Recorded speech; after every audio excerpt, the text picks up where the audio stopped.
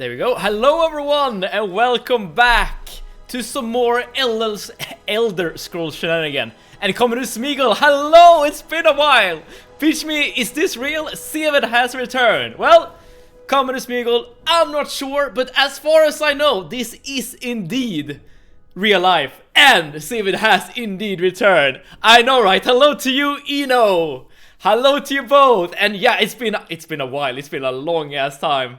It's so and howdy Sarge, hello, how are you today, this fine Friday? But yes, it's been a while since I've streamed. Well, now I've been back I guess for like a week or so. But yeah, before then I was gone for a long ass time. And it's so great to see you all.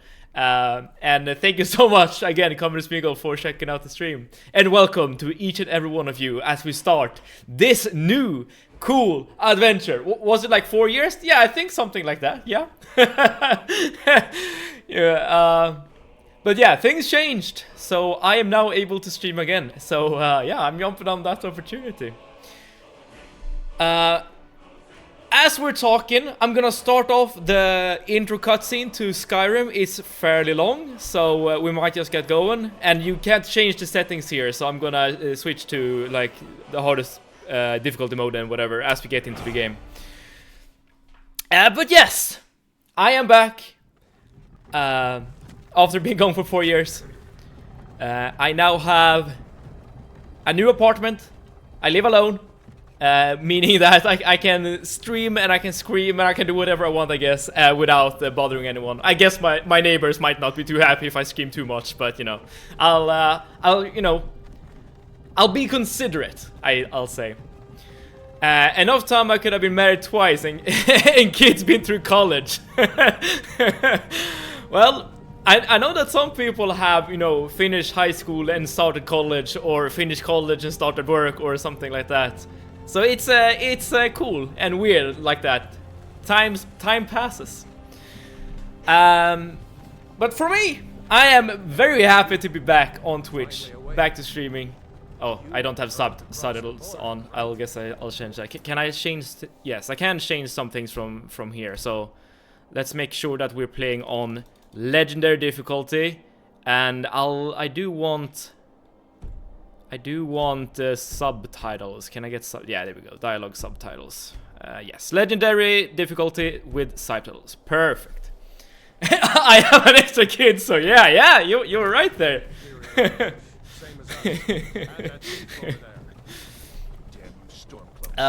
But one thing that's so great with coming back to playing Skyrim is that we can actually play a different game mode this time around that I haven't played before. Well, as I've come up with like strategies and stuff, I have played this game mode, but I haven't like done like a full playthrough of it yet. And that is survival mode. If I remember correctly, this was a mod that was like part of the like creation club thing. And I still don't have any subtitles. What's going on here? Oh, general subtitles. Oh, my bad. Hello! Välkommen tillbaka! Super of the week! Välkommen tillbaka to you as well. Thank you so much for tuning in. We have just started. You're coming just in the right time. Just going through the very long but very like classic intro cutscenes here for Elder Scrolls V Skyrim. This can't be happening. This isn't happening. And we're talking about how time passes, because that's the thing we can't really avoid. You know, Skyrim looks really good, I will say, but I really dislike like the muted color set that this game has. I mean, it's a bit more realistic, I suppose, because this is like kind of how like Sweden looks like, or like the Nordics in general. But I want colorful games. But yeah, as I was saying, your accent fits just right for this game. Yes, indeed. I'm a Nord just coming back home. Unfortunately, we're not gonna play a Nord, but that would have been very, very appropriate, I guess. But we are gonna play with survival mode active, and that changes the game quite drastically. And it took like some time for me to get used to it. Breton again. I'm not gonna play a Breton. Like I am very tempted to play a Breton because the Breton race is really good. But no, I'm gonna show you soon. I'm gonna keep it as a surprise for a few more seconds, and then you'll see. I just noticed that after 4 years, the first thing I saw in the stream was, "Hey, you're finally awake, meme." Yeah, and hi Locus, hello to you as well. Welcome, welcome, welcome on this fine Friday. We haven't truly started the playthrough yet, so you're just here in time. Thank you so much for tuning in. But yeah, it's definitely that meme. It's like the past 4 years hasn't, you know, happened really, right? It's just a dream, and then you got knocked on your head, and then as the colors started flowing in and a scene coming into view, then, you know, you see this guy. No, this guy, I mean. Hey, you're finally awake. Okay, yeah, we're gonna be playing soon. The things that survival mode changes in this game is that you need to eat, you need to sleep, you need to be warm, because it's very cold up here in Skyrim, and you can't fast travel. Now these things makes the game quite different. Not enough people make that joke. I mean, it's a classic for a reason, I suppose. It's kind of unreal how popular Skyrim, well, is, but has been at least. Like, this game is like one of those games that almost everyone have played. And that's definitely not the same for Morrowind and Oblivion, even though those games are very good and very popular as well. And even less so for like Daggerheart and Arena. I haven't played Daggerheart myself, for instance. No, not Daggerheart, what I'm saying. Oh, what is it called? Daggerheart, that's the new TTRPG. No. Oh, I totally forgot. Daggerfall, yes! Thank you so much, thank you so much. Yeah, I have not played Daggerfall. I have looked at it a couple of times though, like on YouTube and whatnot, and it looks really good. So not a Nord or Breton. Trying to guess what race you'll pick. I'm gonna walk you through my thought process. All right. Time to ask the question for everyone in chat as well. What is your favorite Elder Scrolls race? That's a really good question. I'm very curious to see what everyone is gonna answer, because I have like two minds about this. Like, either you pick the race you want for like the lore and like the history and stuff like that, or you'll pick a race based on like their attributes and stuff. And based on attributes, I guess it's no surprise that I prefer like Bretons, because at least when you're playing on hardcore, because they tend to have magic focused abilities, and also like defensive focused abilities, like additional resistance to magic. But in terms of like my favorite race, in terms of the lore and the story, I don't actually know. That's something I definitely have to think about. I like the Dark Elves and sometimes Khajiit. Good options. I don't know that much about the Khajiit, so I'm not sure if I can like say that those are my favorite per se. I mean, they look cool, being like lion people or cat people. And Dark Elves, they are definitely classics.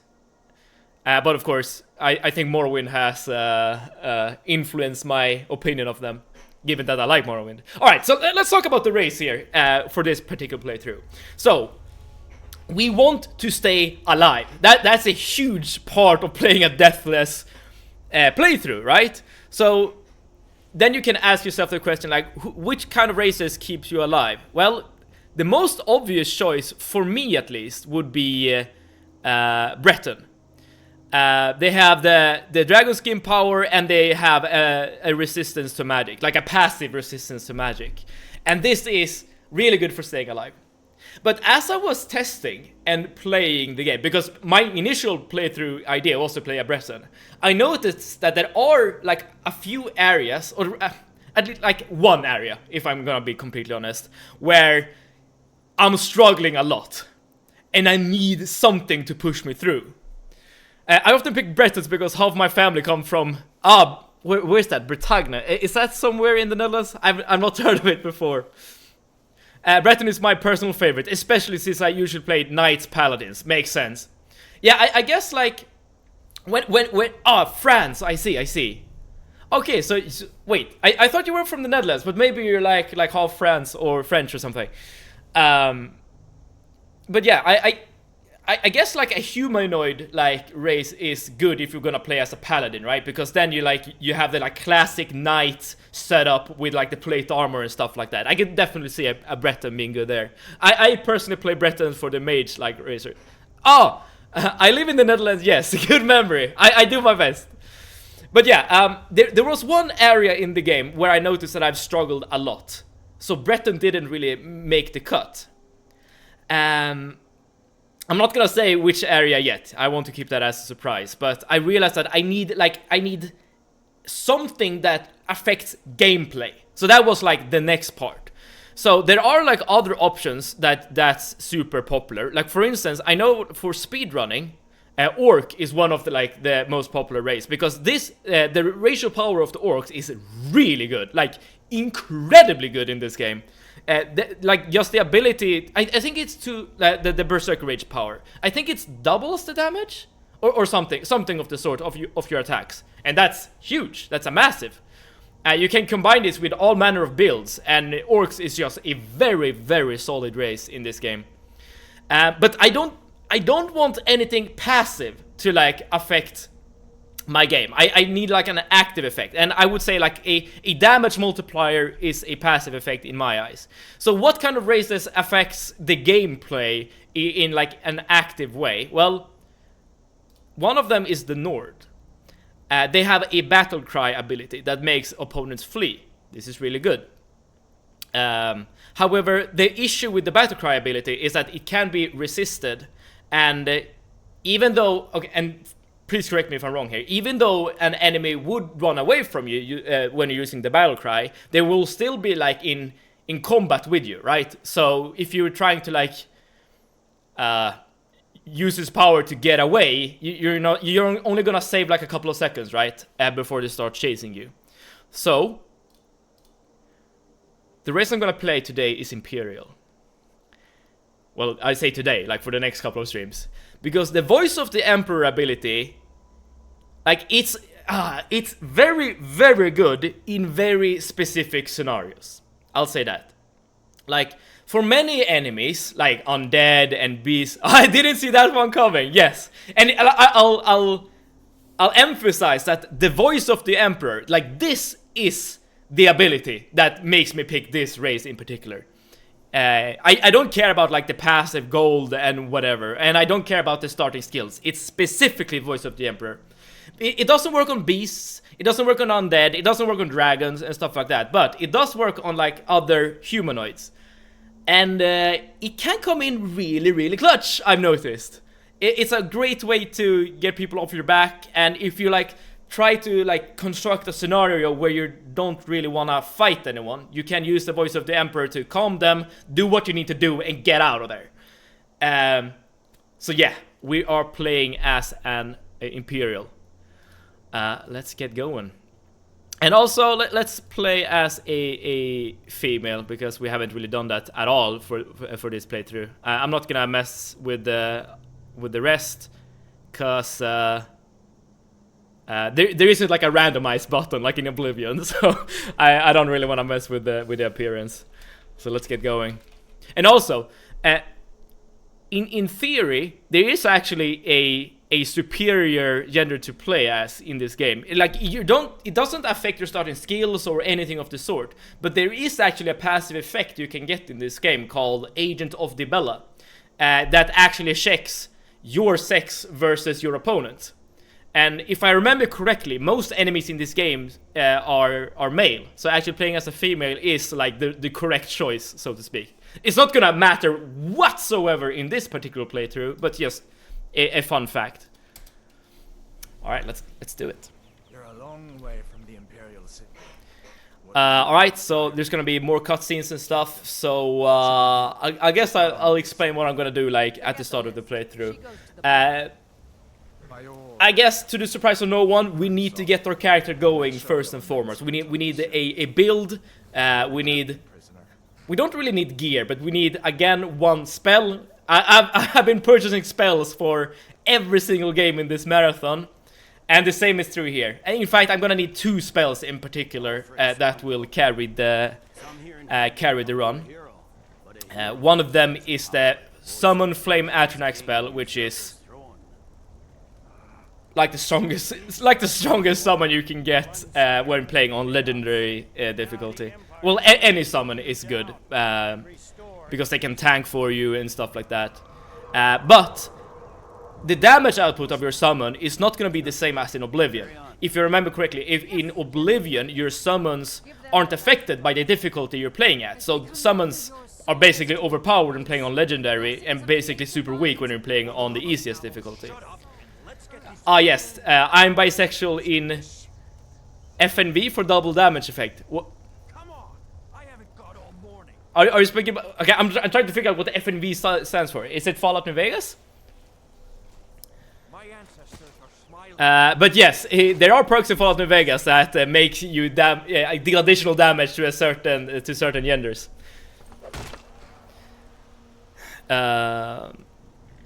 And yeah, that's the effect that's in this game as well. If I remember correctly, dragons are also... yeah, Fallout New Vegas. Okay, I was right. If I remember correctly, dragons in these games are considered to be male as well. So you actually deal more damage to dragons if you have the Agent of Dibella effect. Please correct me if I'm wrong here. I could be completely wrong. But yes, just a fun fact. But yeah, summons are still very good in Skyrim, but not overpowered per se. As in, the game will not be just solved by having a headless zombie taking damage for you and whatnot. But that's just gonna be the first spell we're gonna get, and that's gonna happen fairly quickly, as soon as we get to Whiterun. And then there's a second spell we need, and I'm not gonna say what spell right now, but if you're familiar with the speedrun of this game, you probably know exactly which spell it's gonna be. So this strat that I'm gonna use, it's not something I've come up with. Okay, we can play. You know what I'm gonna do? I'm gonna do a manual save right here. So if I die soon, I can just reload that save and start over from that one. So we don't really need to go through the intro cutscene once again. And also, like, the risk of dying has never been higher. When we played through Morrowind and Oblivion, I was actually fairly certain that I was able to complete the game on max difficulty. After like my testing and coming up with strategies and whatnot. This is not the same in Skyrim. In Skyrim there isn't, as far as I know, like, if you know of an overpowered build in Skyrim, please let me know, okay? Because I haven't found anything that makes you overpowered in this game early or like somewhat quickly.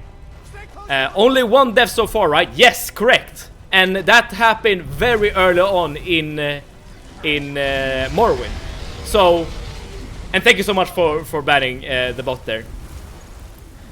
So we have actually played two games back to back Deathless at the moment, and if we're lucky we can actually do it in Skyrim as well.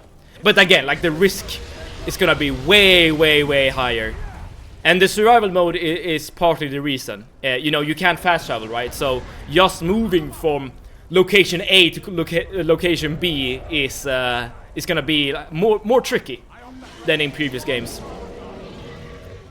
Alright, first decision. I'm just gonna head with Ralof here. It's not because I prefer the Stormcloaks or whatever. I actually don't when it comes to the main story. But this is like the start that I'm most familiar with, so this is just what I'm gonna use. And yeah, and let's just do the tutorial. Please cut me loose. Yes, we are, Ralof. Yes, we are. Yes, it's a dragon. Just like the children's stories and the legends. But given also that there's no fast travel in this game, or rather in survival mode, we need to like make the most out of each and every location we get to. Like when we get to a city, there's like a checklist of things I want to do, because you're not at cities, or rather you don't have access to cities that often, right? And also like things like loot and stuff will be much more important this time around. Like, I haven't really cared about gold that much in the previous games. Like, sure, gold is nice in Morrowind for like buying a health potions, or rather magica potions, and gold was very good at the end of Oblivion for enchanting. But in this game, like, gold is gonna be like a resource that I continuously want to get lots of, because with gold I can buy magical items that spawn in different inventories. Let's also make sure... doesn't really matter how we deal with this situation, as long as we deal with this situation. I have actually died once at this very fight when I did when I came up with strategies. I preferably don't want to fight both of them at the same time. Oof. As you can see, they do pack a punch.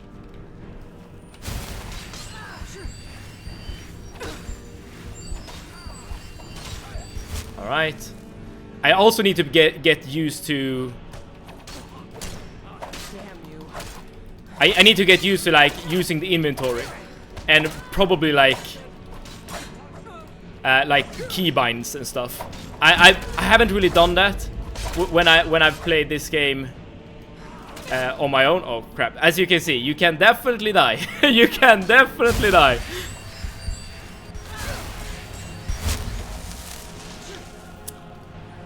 Oh man, it would be such.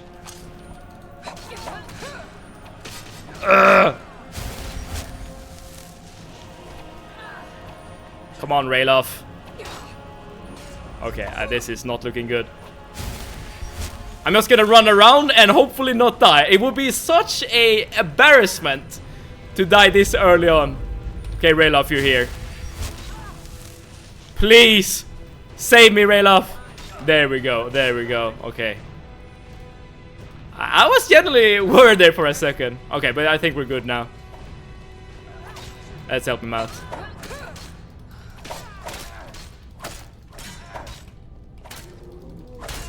I could use the flame spell that you start the game with as well, but I prefer to save my magicka for restoration magic. Okay, there we go. First fight done. I got worried, but we're good. We're good. Our allies are also stronger here on higher difficulties. In a sense, yes. They do not deal additional damage as in Oblivion, but they, if I remember correctly, they still take more damage. Rather, like, they're more tanky basically than the player character. So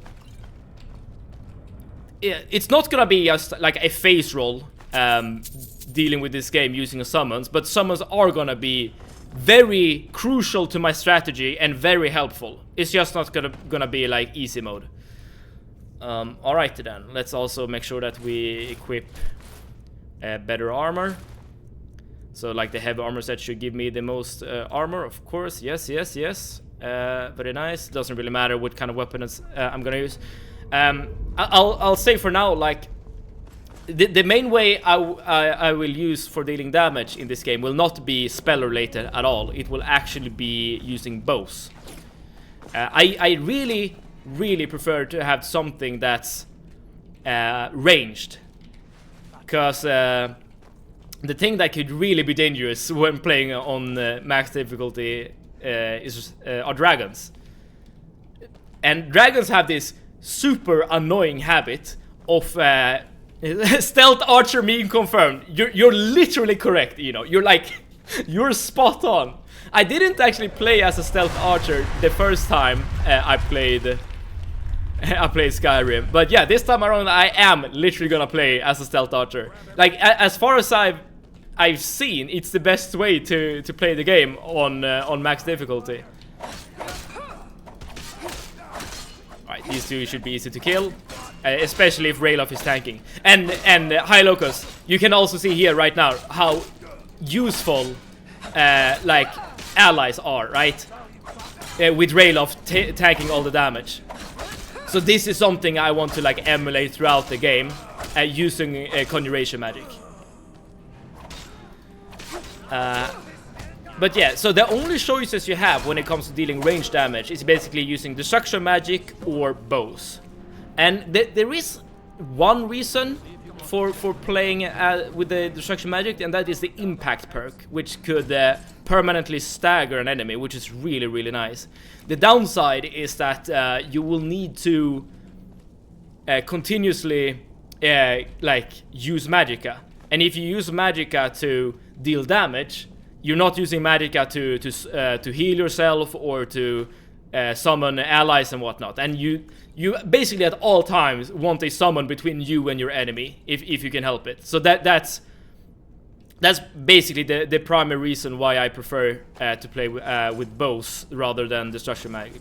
But yeah, as I was saying regarding dragons, in this game there are sync kills. So when you kill an enemy, sometimes there's like plays a little animation where you like chop the head off the enemy or whatnot, which I like that's amazing. Like I really like that part.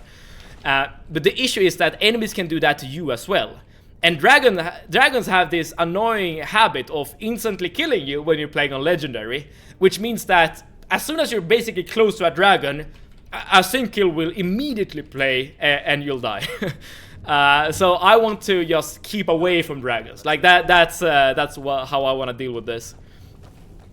So yeah, using ranged weapons is really good, and you're gonna get a bow, if I remember correctly, fairly soon here.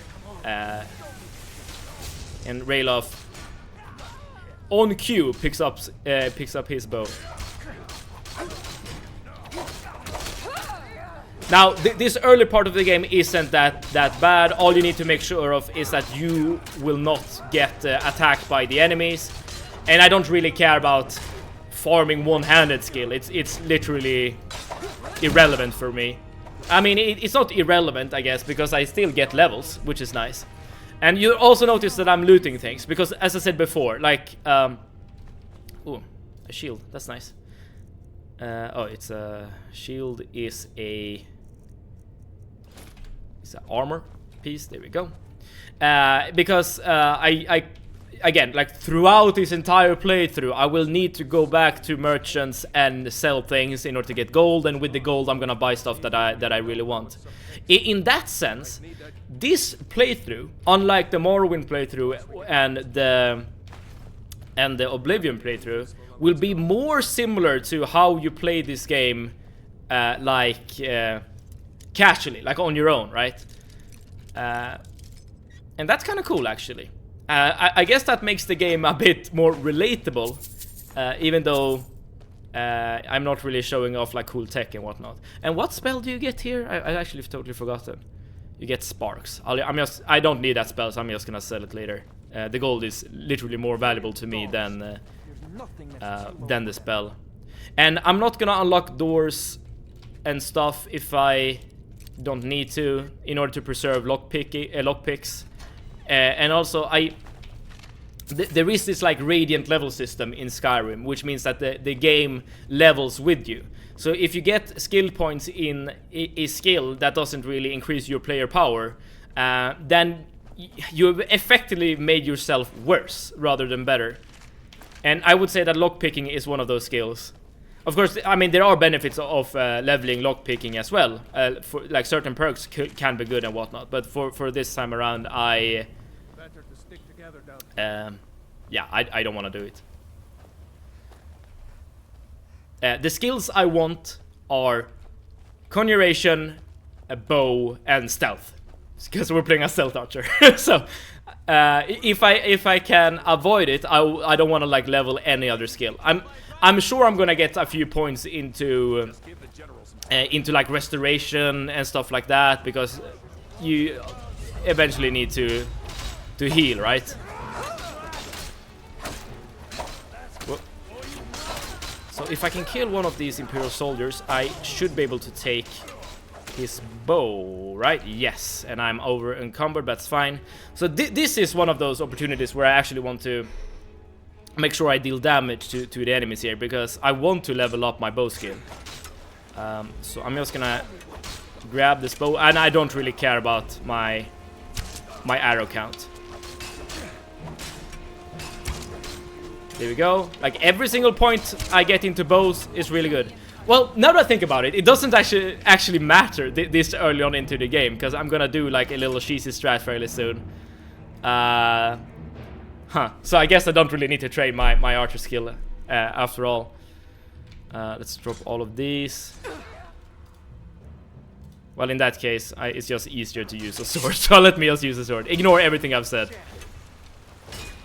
Because it turns out you can actually get to, I think it's 50 archery for free. Basically at just out of the gate of this game. And it's not like an exploit or a glitch. It's like, it's part of the game. And I'm gonna illustrate how that works fairly soon. Let's see if... let's make sure that I drop stuff that's not valuable. Let's see. I guess I can use the novice. No, I think that's actually worse. Let's focus on not dying by using heavy armor. I'm gonna put these on at very soon, but I don't need it at the moment. Okay, what other things can I drop?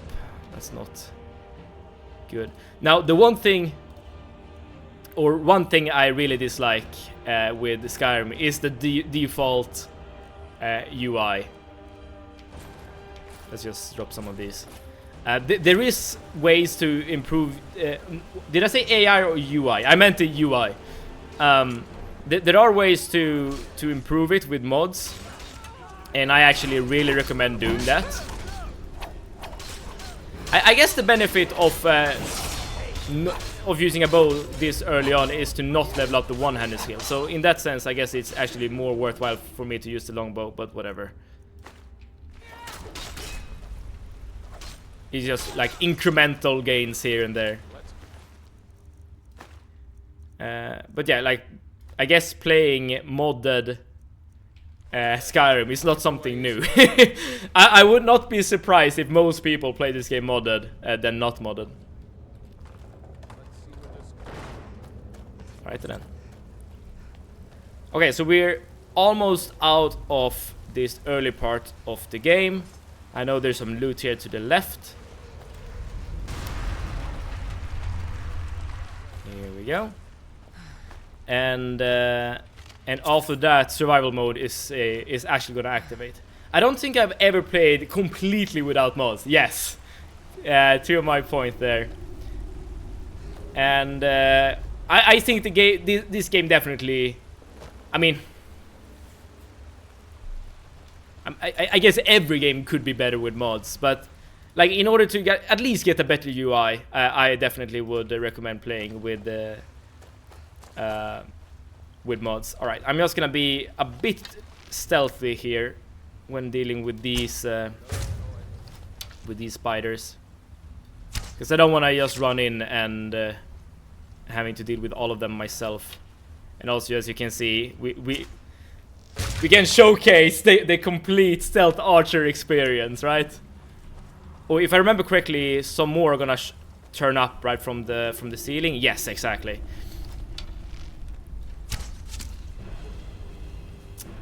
Okay, both are attacking Rayloff, which is perfect. That's exactly what we want. Excellent, excellent. And already you can see this is basically the preferred playstyle. You stand back, shoot arrows, Rayloff in the front, or Rayloff or someone else in the front to do the heavy lifting. I'm also making sure to grab food items. I guess this isn't technically food, they are spider eggs, they are alchemy items, but food will be also like one of those things that I need a continuous supply of. So I'm gonna at some point like go into an inn just to buy food. And that's one of the things I really like with survival mode, actually. It truly enhances like the role-playing experience of playing Skyrim. I genuinely recommend everyone to try survival mode at some point if you haven't. I mean, the game is gonna slow down a lot, but yeah, just increasing the immersion and the role-playing factor of playing this game is amazing. You just need to like get used to the fact that the game is a bit slower. Okay, let's see here. What can we get rid of? Maybe I don't really need the shield at the moment. Alright, I'm just gonna run past this bear. I know for a fact that you don't really need to worry about it. and we will almost be done with the tutorial. A question to everyone listening at the moment: have you played? Okay, have you played Skyrim Deathless, and have you played with survival mode on? And have you done both of those things at the same time? Here we go, survival mode. Adds the need to eat, sleep, and stay warm.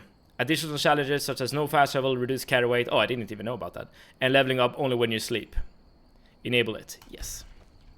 That means we need to get rid of a lot of stuff, man. Okay, so what can we get rid of? Let's get rid of all of these boots, perhaps. Let's get rid of the heavy armor. Let's put on the novice gear set for now. Let's get rid of this helmet, perhaps. No and no. Okay. Well, I guess this will be like an insight into how it works. And as I said, like, no to both. I'm pretty sure survival mode didn't exist yet when I last played. I was actually surprised when I saw it in my game as well, for the first time. I don't think we need to speak with Rayloff, so let's just get going. And I know for a fact, well, the first time I played Skyrim, that was, you know, in 2011, when the game was new. So it definitely didn't exist then. But yeah, I truly recommend you at least try it out if you want to play Skyrim at some point in the future, because it definitely adds another element to the game. Again, all you need to do is prepare for the slowdown. It's not gonna be a high octane adrenaline filled gameplay loop. Well, it will be during combat, I guess, but like not when you're traveling and stuff. But you truly start to appreciate the world a bit more. At least I think so. Okay, here we have another choice that we need to do. One of these stones. So this is the system that activates birth signs from the previous games. And you can find a bunch of these stones around the world. So this will influence which kind of skills are gonna increase faster for us. I'm gonna pick the mage stone for now, because I want to get some conjuration skills as fast as possible. But I'm gonna switch this stone to thief at some point, I think. But yeah, we're gonna start with mage to get some conjuration skill. And we're already hungry, but luckily for us, I have packed a bunch of food in my inventory. Now, there's one thing I want to do here coming up. But I know for a fact there are also wolves close by. So I need to take care of the wolves first before I do anything else. But Rayloff should also be on this path. Or maybe I'm wrong. Like, I was sure there was gonna be like... Oh, there they are. If I'm lucky, I won't need to deal with them at all. So let's actually, before I do anything else, let's actually see if Rayloff is on his way. Yeah, there he is. And he should be able to take care of them for us. Killing wolves is easy, even on legendary mode. But if I can avoid taking unnecessary fights, I will. Okay. I guess I'll need to make sure that they come to us then. There we go. Okay, Rayloff. This is your show, okay? You take care of them. There you go. Perfect. As you can see, they don't have much health. These aren't supposed to be dangerous enemies whatsoever. And the leather can be used for crafting and for selling. There we go. Perfect. With that being done, this is actually the first stop on our little journey here. I'm gonna go fishing. And I know that in anniversary mode, they've actually added fishing for real. But you can actually fish just doing this when not playing anniversary mode. And this is a strategy that I have not come up with myself either. There is this YouTuber called, I think it's called Fevin, who does like fish and cook them all at once. Yes, and you know, cooking is gonna be useful. Let's see, let's drop something else. Let's drop one of these. So there we go. So yeah, there's this YouTuber called Fevin, and all he does, or I'm not sure if it's all he does, but one thing he does is he creates like builds for Skyrim. And this is one of the things you usually do at the start of a playthrough. So I'm just gonna copy it. So this gives us one ingredient here called salmon roe. This combined with a few other like easy to get ingredients can craft certain water breathing potions that are really expensive. So it will like fast track your gold at the start of the game. And if you ever like in a pinch and need to get more gold, you can just come back to fishing and you should be all set. But again, remember, there's no fast traveling when playing a survival mode, so you better make sure that you need to like make it worth your while to come back here and fish. But okay, how many pieces do we have now? We have 8. I think that's probably good enough for now. And as you're noticing, my character keeps becoming more thirsty and hungry and sleepy as I'm just hanging around doing nothing. So it's something I need to consider. Again, I have a lot of food items already in my inventory, and we're gonna get to a bed we can sleep in here very soon. I guess there's one benefit of actually taking the rail-off path, because then you get access to his sister's house, and there's a bed you could use. Okay, another thing that's very important. We need to make sure that Feindal will become our follower. Not Sven, Feindal. Here, give Camilla this letter. There we go. Let's also make sure that we sell some items as we're here. Here we have the blacksmith. There's also a general store where you can sell stuff.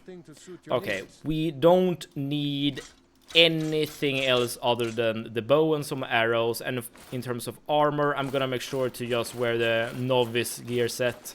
It's the best for us. So there we go. We cleared up some inventory space. I'm gonna make sure to take a few cabbages because I'm gonna cook some food soon.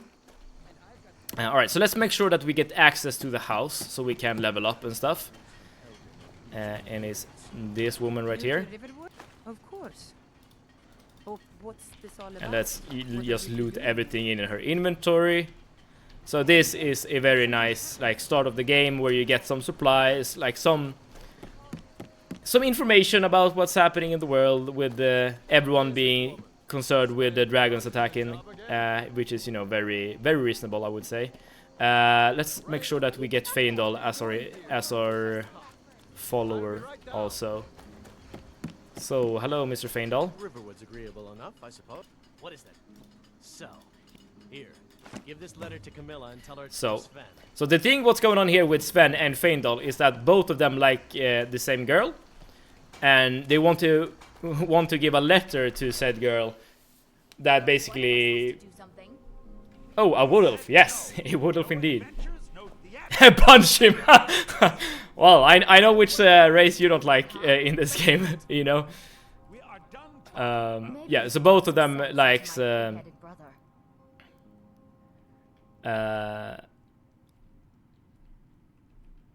both of them likes Camilla here, but we're gonna make sure that she likes Feindal and not Sven. Another poem. What's this? So yeah, we'll give her a poem filled with a bunch of gibberish, and this will please Feindal, and he will become our follower. And I will not punch him in his face because it's gonna be very useful actually, for at least for a little while. Let's also make sure that we sell a bunch of things here. I don't think I'm ever gonna need stamina potions, so let's just get rid of that as well. Oh, a bit of this. A bunch of gibberish? How romantic. Well,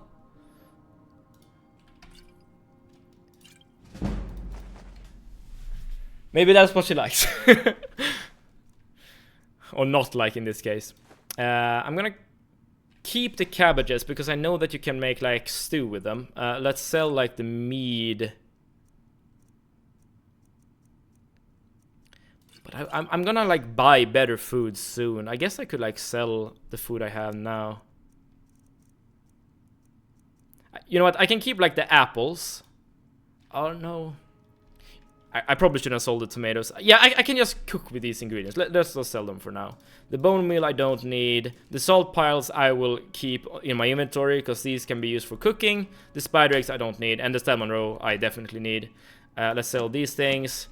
And we're good for now. So let's head to Feindal and get him as a follower. And then I'm gonna make sure to level up. And loot the house we just get access to just get a few more gold pieces. And then we're gonna get out of here and get to Whiterun. Lead the way.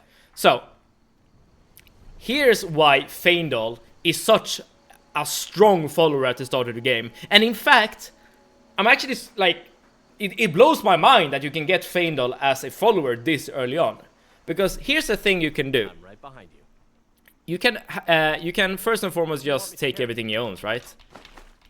A bunch of cool stuff. So now we even got a better bow than the one we had. But then, what you can do is you can ask him to train you in archery. And I can't afford that many levels, but it doesn't matter.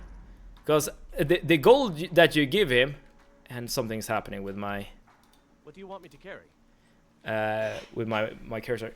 The gold that you give him for training ends up in his inventory. And you can just ask him to show his inventory. And yeah, there you go.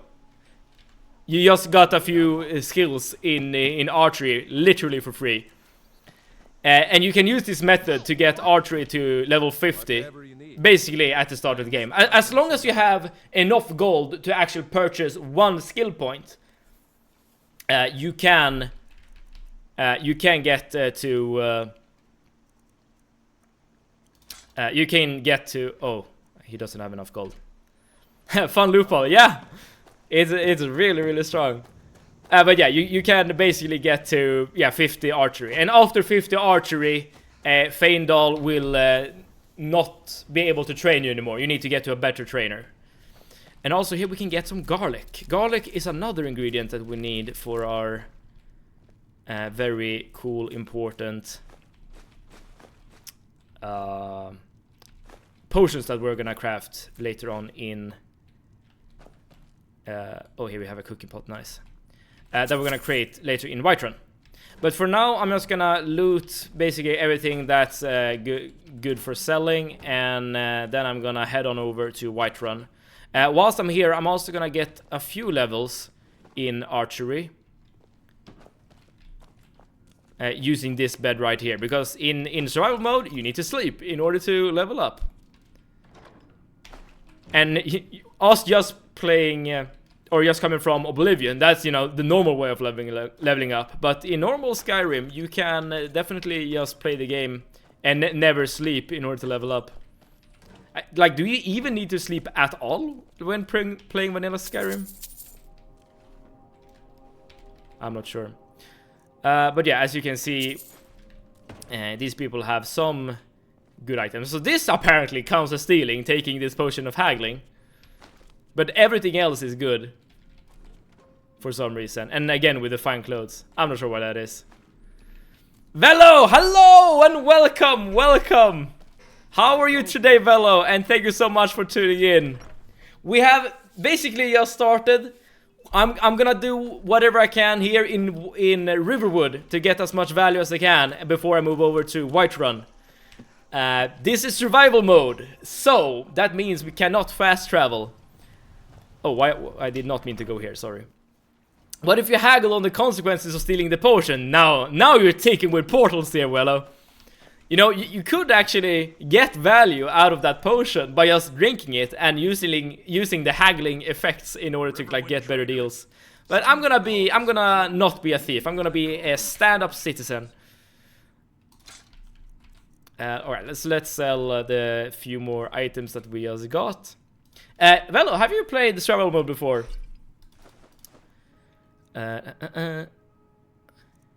I don't remember like which food items are good to have, so I'm just gonna like keep basically everything and figure it out later. These are the ingredients I still want to have, and let's get rid of these things. stealth archers are not stand-up citizens. Wouldn't that mean like 80% of the Skyrim player base would not be stand-up citizens? Isn't stealth archer like the most popular build in Skyrim? Exactly. Fair enough, fair enough. Okay.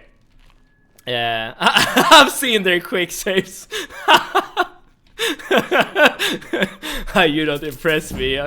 I see what your quick, or rather saves come for. Alright, so here's the strat then. We're gonna use Feindal in order to gain levels in archery. And then we can sleep using this bed right here. And then we can get more levels out of Feindal. And again, the levels are free, right? And we can just keep up this loop for a little while. Again, we need to get archery, or we can't do this past archery at level 50.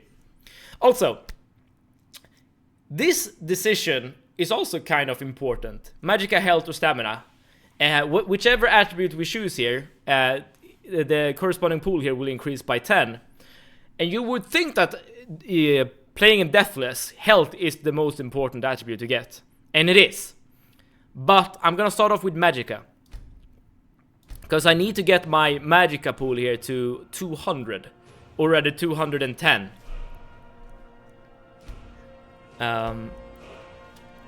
In order to do certain things.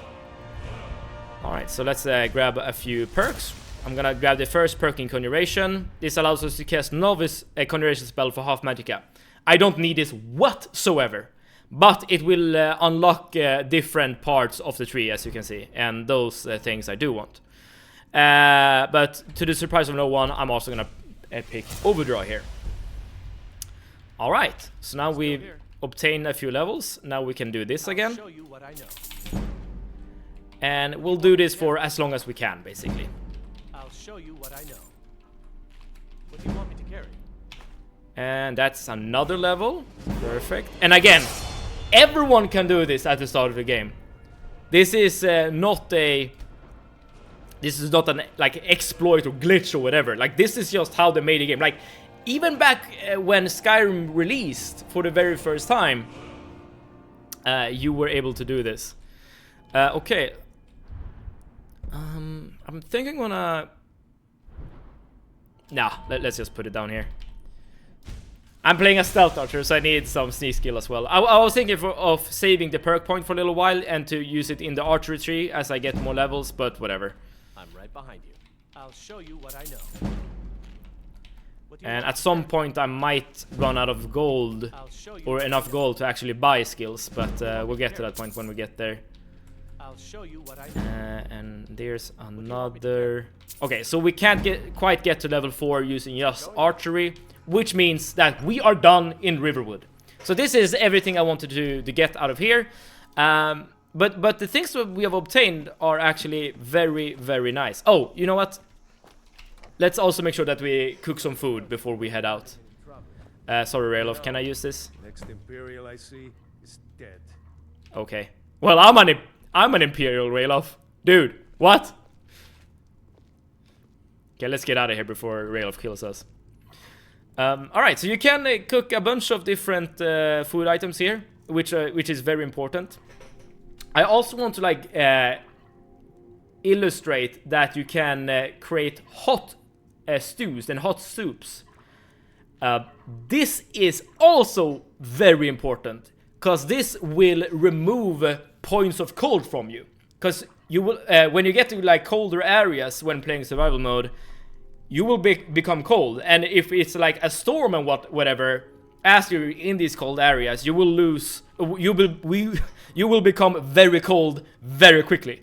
So having a bunch of like hot soups in your inventory to like mitigate this is really important.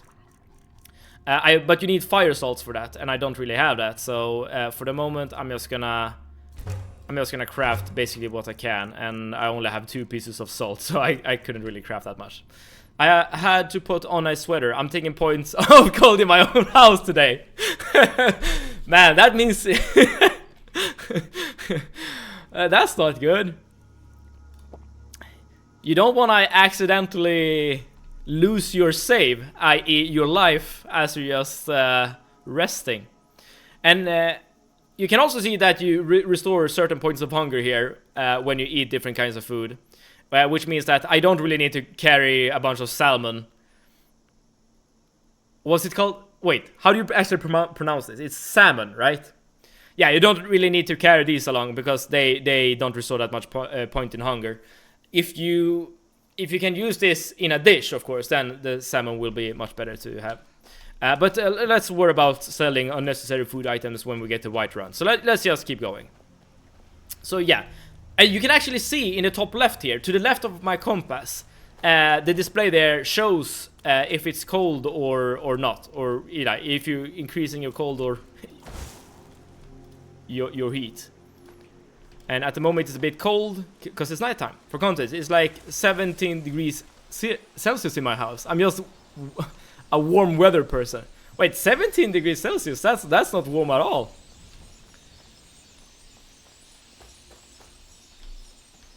Like usually, like the indoor temperatures here in Sweden tends to like be around 20-ish. To be honest though, it's tend to be very cold in my apartment as well. So maybe I'm below 20s too. It's not that cold either though. I like my temps closer to 30. Now that's just insane. But you live in Southern America. Oh, my game crashed. When did I do my last save? I haven't quick saved at all, if I remember correctly. I live in Southern North America. Yes, there you go. Or there I go, I should say. I recently purchased an electric heated blanket. Game changer for the winter, and the cats love it. Oh, okay, we didn't lose that much progress. That's good. Oh man, that could have ended up very, very bad.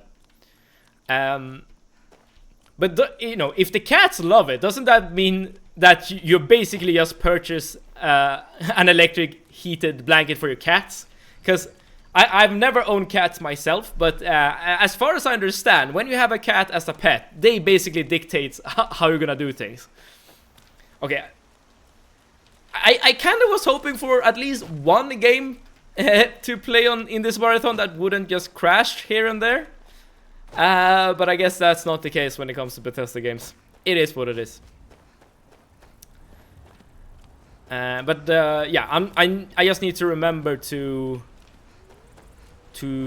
save or quick save so we don't lose that much progress if that would happen again. The good thing is that the game boots up fairly quickly, and I'm gonna be a bit careful here because I know for a fact that there are wolves close. Yeah, there we go. Huh, that was not a stealth attack apparently. True. She absolutely runs the household. There you go. That is what I'm used to hearing when it comes to cats. But luckily we share. I lay under the heated blanket and she nests on top of me to enjoy the blanket. Now that's nice. I've only had dogs when I've grown up, and very recently I owned a dog myself. Not anymore though, sadly. She's not dead or anything. She's not just with me. But the thing that I've really been envious of when it comes to like cats as pets is that they tend to like chill with you more. Like just when you're just laying on the couch or on the bed or whatever. Like in my view of cats is that they tend to hang out with you more in that kind of environment. I guess it depends on the cat itself, of course. I mean, I know certain cats aren't like social at all, and just do their own thing and just come home during the evenings to sleep or whatever.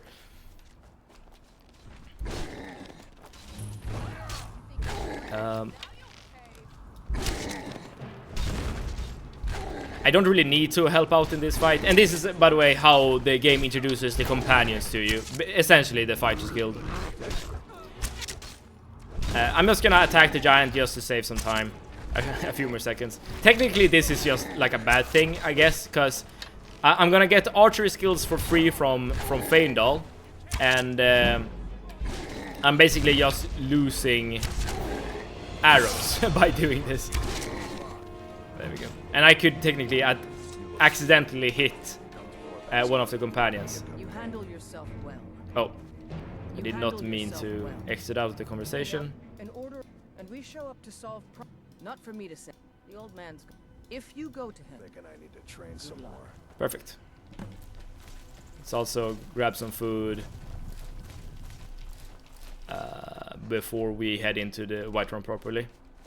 Again, all of this can be turned into soups and stews and other kind of dishes that could be nice. Oh no, sorry to hear you lost your fur friend. Yeah. It was not unexpected, but it was necessary, unfortunately. And yes, my cat is very clingy. A Velcro cat. Oh, that's nice to hear. Assuming you like that behavior, of course. But I would assume that if you're a cat owner, you tend to like cats and hang around cats. Here we go. We are now chilly because we've been out in the night without any like hot clothing, and we don't have a torch in our hand because a torch actually gives you resistance to cold when playing on survival mode. It's not gonna matter, of course, because we are just next to the city. Also, I've said before that there's no fast traveling when you're playing on survival mode, but that's not exactly true. You can still use the horse carriage to get from city to city, and that's gonna be a lifesaver for us in order to avoid certain things. Ah, the Khajiit are here as well. Let's actually check out his inventory. And I think we can sell some things, maybe?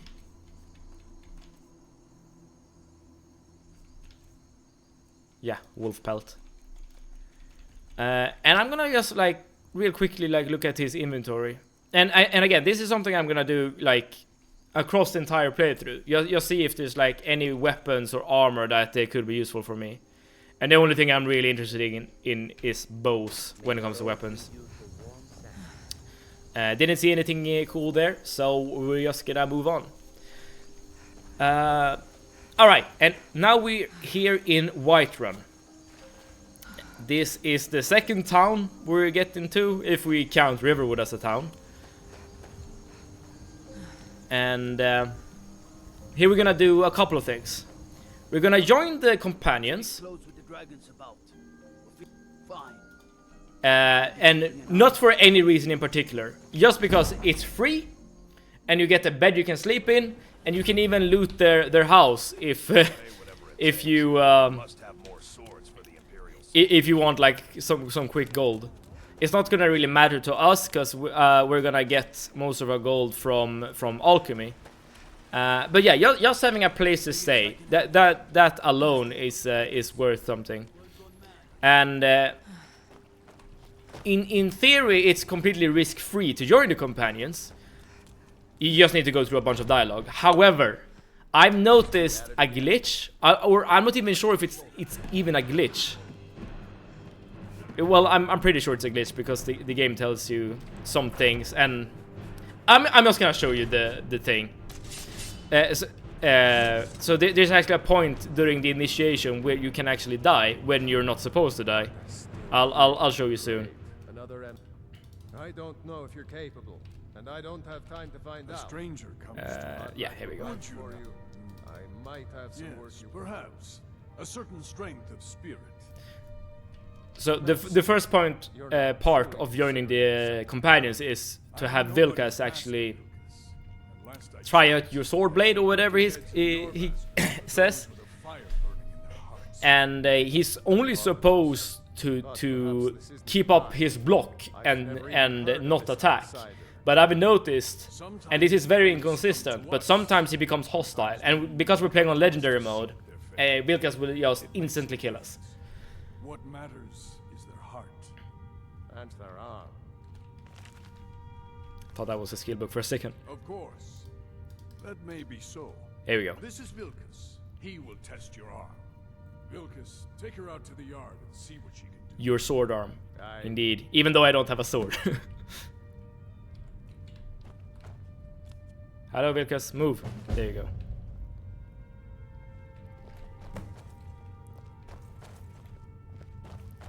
I like the fact that he's jogging. Makes this a bit quicker.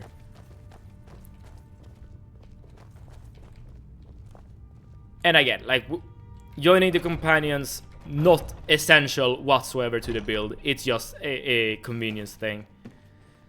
So, one thing I've done during my testing is having Feindal actually wait inside. Because I'm not sure if the reason why he turns hostile against you is because Feindal might, you know, start combat for real. So what I'm gonna do here is that if I die due to this particular glitch, I'm actually just gonna reload the save. And I know that's not Deathless, strictly speaking, but I'm pretty sure he's not supposed to kill you during this stage of the companion questline. And we haven't really done anything, right? So like anything dangerous. So I think it's fine, but hopefully he won't kill us. So we'll see what happens. All right, Vilkas, let's do this. The old man said to have a look at you. So, let's do this. Just have a few swings at me so I can see your form. Don't worry, I can take it. You're mine. There you. Yeah, so this is how it's supposed to be. But again, like sometimes it's very inconsistent, but sometimes he turns hostile and just kills you. Here's my sword. Go take it up to Yorland to have it sharpened. But yeah, so for the rest of the initiation process, you just need to do some talking, and then you are part of the companions. Easy peasy, lemon squeezy. I'm guessing you're the newcomer. Oh, don't always just do what you...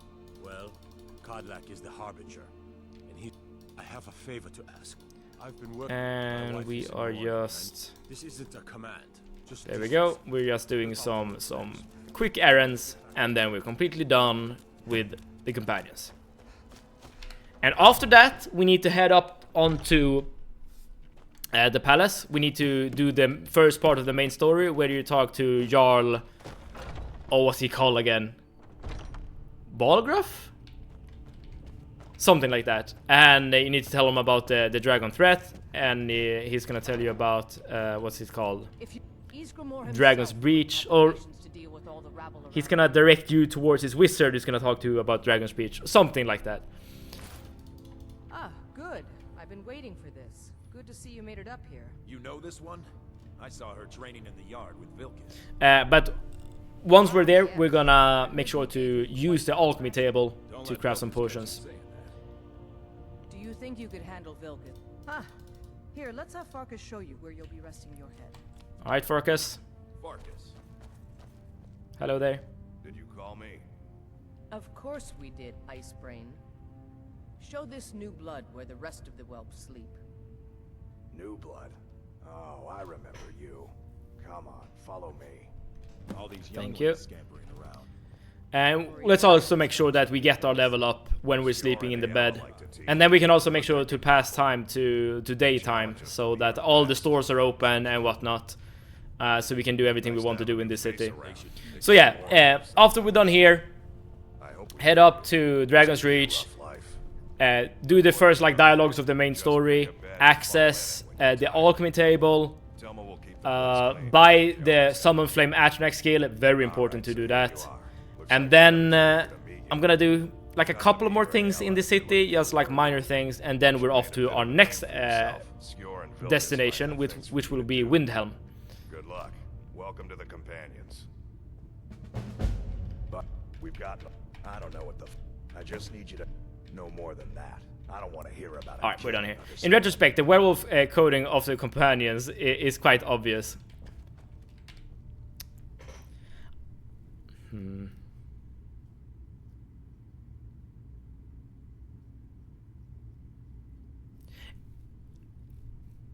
In what way would you say? I know that they're discussing like the curse and whatnot, like during the quest line, but like you don't know that they're discussing the curse like during the quest line.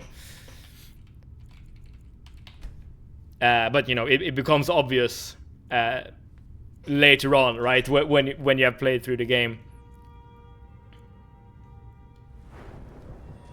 Alright, so again, we want to get Magicka to 210.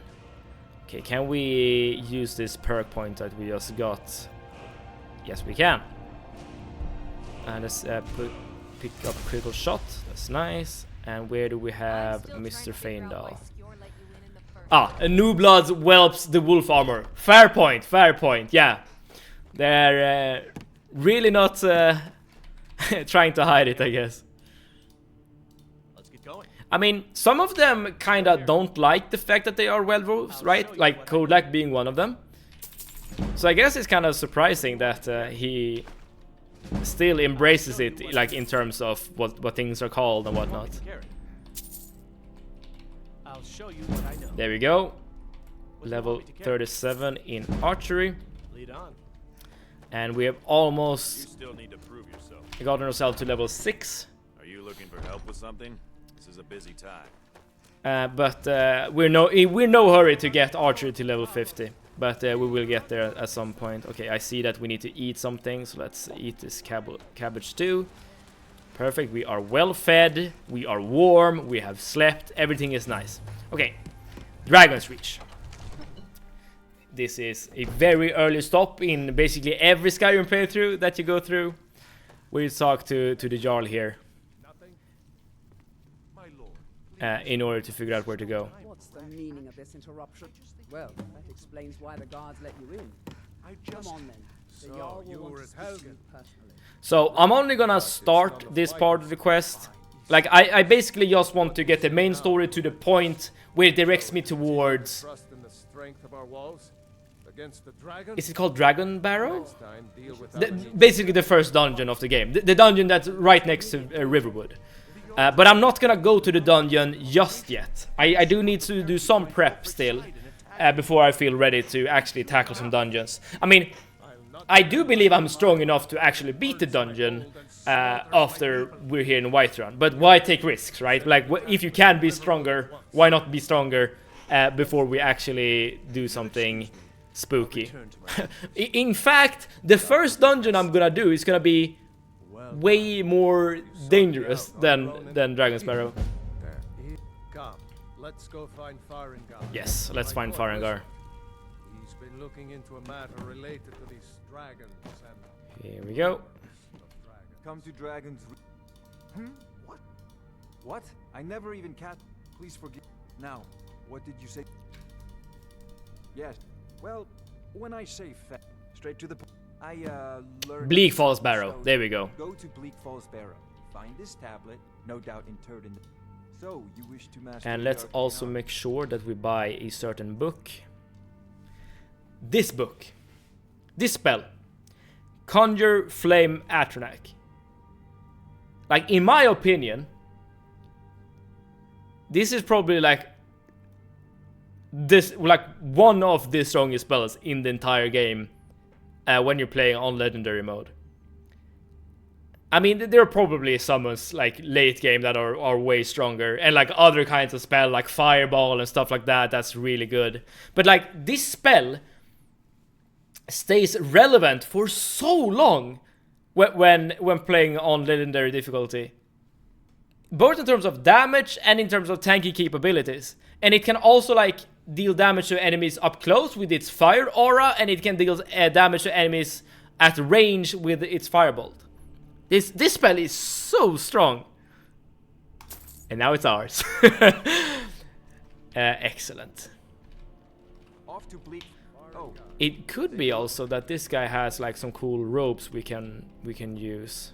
Well, no conjuration robes, unfortunately. Alright, but let's learn this spell real quick, like that. Oh! I actually forgot one thing. I need one more ingredient actually before I do the alchemy part. But luckily for us, the ingredients are right here. You've been seen in the company of the companions. The barnacles, the Nordic barnacle clusters. So to make sure that we don't actually drown. And if I remember correctly, every like alchemical ingredient in this game respawns after a while. So if we ever like need to get these ingredients again, we can just wait around for a little while and just get back here. And I think we got most. Oh, it's on the walls as well. I think we got most of them now. I mean, I'm just being very thorough here. Yeah, I think we're good. I can only assume a Winterhold shopping spree is going to be a must for this run. Winterhold, that's the town with the Mages Guild, right? Or it's not called Mages Guild in this game. What is it called? Like something university. I actually forgotten. But I'm actually not gonna do a shopping spree there, believe it or not. In fact, like technically there's not that much. Oh, I need way more garlic. I guess we can start with these three.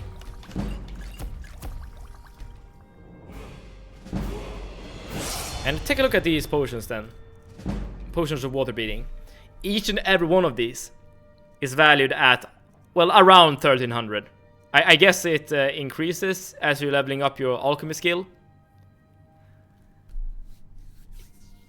This is not an infinite amount of gold by any means, but it's really handy early on. In order to buy basically whatever. And as long as I get 5 more pieces of garlic, I can craft 5 more. But yeah, I need one more thing in order to prep our character, and that is another spell that you can't actually buy. At least you can't buy it right now. Oh no! I forgot the Lucius. No. Hello, honorable, hilarious, humble, honest, holy, heroic, hasty, hopeful, heavenly, hardworking, handsome, harmonic herald. I said I was gonna prepare a bunch of adjectives and I forgot them. No! Lucius, I'm so happy that you're here, though. And I bring shame upon myself. And welcome to Skyrim. Okay, but I need to at least bring something to the table here. Okay, I'm not gonna do L. I'm gonna do something else. I've done D before. Let's do D. You devious. You're demonic. Draconic. Deadly. Dangerous. Delightful. Daring.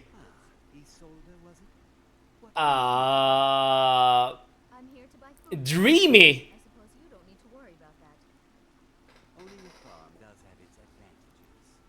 Oh, adjectives on D, come on. Dutch devil, I don't know. I strike when one least expect it. Yes, you do. Pretty good response this time. Thank you so much.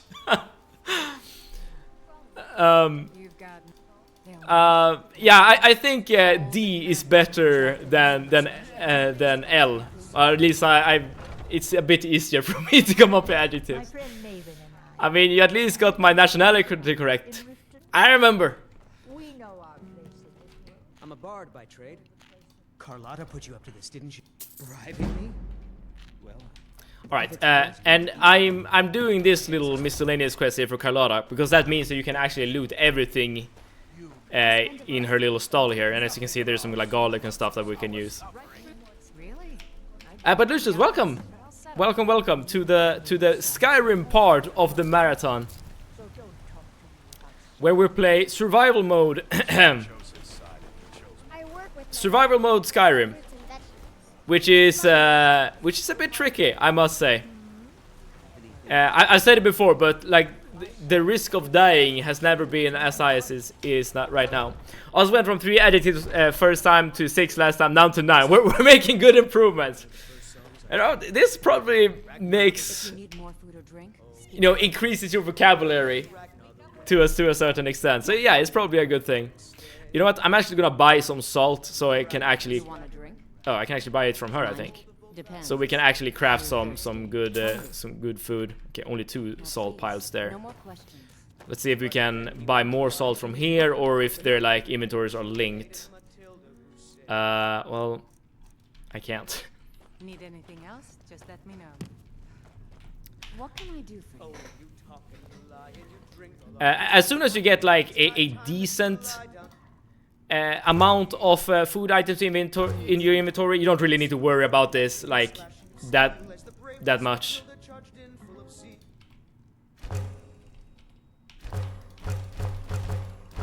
There we go. This should probably do for now. I'm here to make people learn, regardless of if they are aware of it or not. Well, you're doing a great service to us all. Alright, so we got some more food items in our inventory, and I guess we can just sell a bunch of ingredients that we don't really need. We did also get some garlic, so I'm gonna make sure to actually use it up right here. There we go. So we just need 2 more garlic in order to craft 2 more potions. And we're getting some alchemy skills doing this as well, as you can see. So you're interested in my potions and ingredients? Let's also like real quick see if she sells. Okay, here we go. Here's an item I definitely want. Fire salts. This will allow me to make hot food, which is going to be very important. So I'm just going to grab every piece of fire salt I can come across. Let's not worry about the salt pile from here. Yeah, this is probably good enough. Oh wait, is there perhaps a giant's toe? No, okay. I'm good at making people learn without them being aware of their learning. Then again, I'm starting to be a teacher, so kind of my job. Yeah, I mean, that's, you know, the trick to be a really good teacher. Like, not make it obvious what you're doing, right? Okay, cool. Now we have a bunch of these. Well, I should actually have sold some potions right here. So let me just go back and do that. And we're almost done with Whiterun, everyone. So just bear with me for a few more moments. So let's get rid of all the like crappy food items. Like I want to keep everything that restores more than like 100 points of hunger. Sort of like a stealth teacher. There you go. There you go.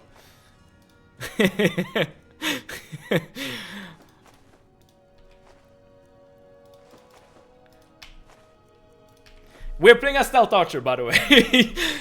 Okay, so I only have 5. Oh wait, I have a bunch of veggie soup that I assume can't be sold in this particular store. Yeah, I'm gonna just keep these ingredients because they are very valuable to me, and I can't really sell any more water-beating potions. So let's just move on to the next store. I think I'm literally done here right now, right? I'm just gonna go here for a second to Belethor, and I'm gonna make sure to just sell everything here as well. Let's also make sure to just look through his items real quick. Now this is potentially really good because this will actually make our potions sell for even more, but I'm not gonna bother with that, not right now. I want things that increases magical regeneration, deals damage with bows, or does something with conjuration, like this. It's fairly expensive. Wait, what kind of ropes do I have at the moment? I have...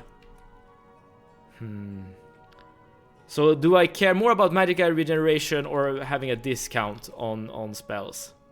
I'm just gonna save the money for now. Alright, so what can we sell that we don't need? We don't need a steel armor. We definitely do not need these. And these water-breathing potions. Okay, I guess that's good for now. Alright. So there's one last store we can look at. And that's the store right here. The smithy. And after that, I'm pretty sure... Yeah, we're done. We're done with Whiterun at least. And we will take the boat to Windhelm. Blades, helmets, pretty much. Okay, what kind of... Oh. Do I want this bow? Before I buy it, let's actually make sure to look around. Because I only have a hunting bow.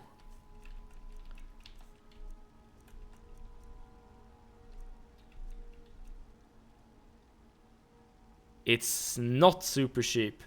Off topic, but what does one buy younger Gen Z's university undergrad years this Christmas? Labubus. That's a good question. What do you buy Gen Z's nowadays? Is this bow worth buying? I mean, it is definitely better than the hunting bow, but not by that much. I'm gonna say yes. Let's see if I regret it. Oh, then I can just sell my old bow. Okay, what are young people into nowadays?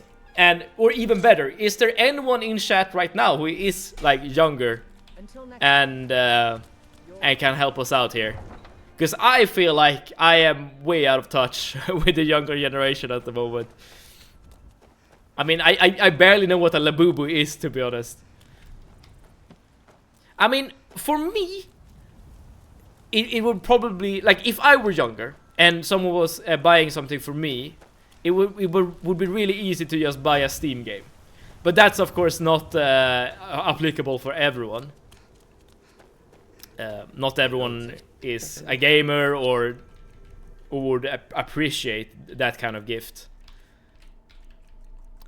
And again, I'm just looking through real quick. Alteration, not really what we're looking for. Alright, ingredients, nothing that we need, really. So let's give you one of these potions. There we go. May your road lead you to warm side. So yeah, if it is a gamer, I would definitely like just buy a cool game. There are so many cool games that you can buy on a budget even that could last you for hours. Okay, and you're gonna notice something interesting here as we travel to Windhelm. It's gonna be very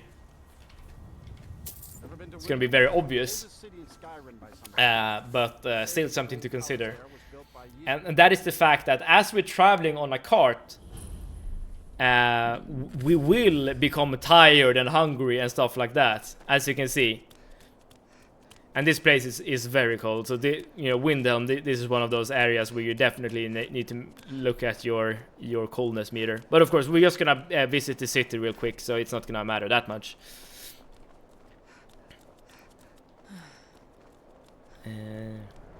I mean, if the younger generation haven't played any Elder Scrolls game yet, I would just buy. I guess Skyrim would be the most obvious place to start with because it's the newest game. I'm 20. Okay, so you are Gen Z then, Sarge. And I honestly have no clue. But I always appreciate a cash gift to decide what to do with the money myself. That is actually a very good point. I remember when I was younger, that was something I actually appreciated a lot as well. Like, I don't think I would appreciate it as much right now, given that I have, I am employed and have like, I have an income, right? But when I was younger, that was definitely not the case, and I spent basically all my money on like buying like Warhammer models and stuff like that. Like the little money I had back then, I just spent it immediately, basically.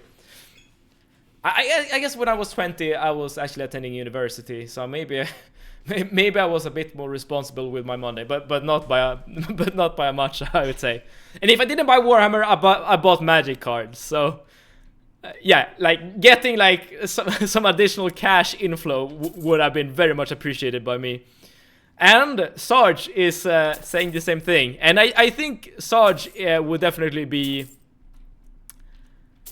the authority when it comes to this question right now. Okay, so now we have a bunch more food items. I'm also gonna rent a bed real quick. Let me know if there's anything else you need. And let's sleep. Do I care for how long? No, I don't. Okay, we're again just increasing our magicka. A couple of steps here. We have 2 points we can spend, so let's put one here in Eagle Eye. Let's see here. Can I do something with my last perk point? I don't think so. No. Okay, so I'm just gonna save it for later. We are hungry at the moment, so let's eat something. Preferably something that weighs a lot. Yeah, like one of these things. Perfect. And let's also go up to the fire real quick and warm up. Again, this is survival mode. This is a bit more immersive. You are warm, and you can even go to active effects to see your status. So we're warm, we're refreshed, and we are satisfied. So we can continue on. All right, the next step here in Windhelm. I'm actually gonna real quick just go to. Oh, every store is closed at the moment. Oh, that's my bad. All right, let's not worry about that then. You could also ask, think of it as a Christmas list without the middleman of the list. True. Oh, yeah. No. When it comes to my family,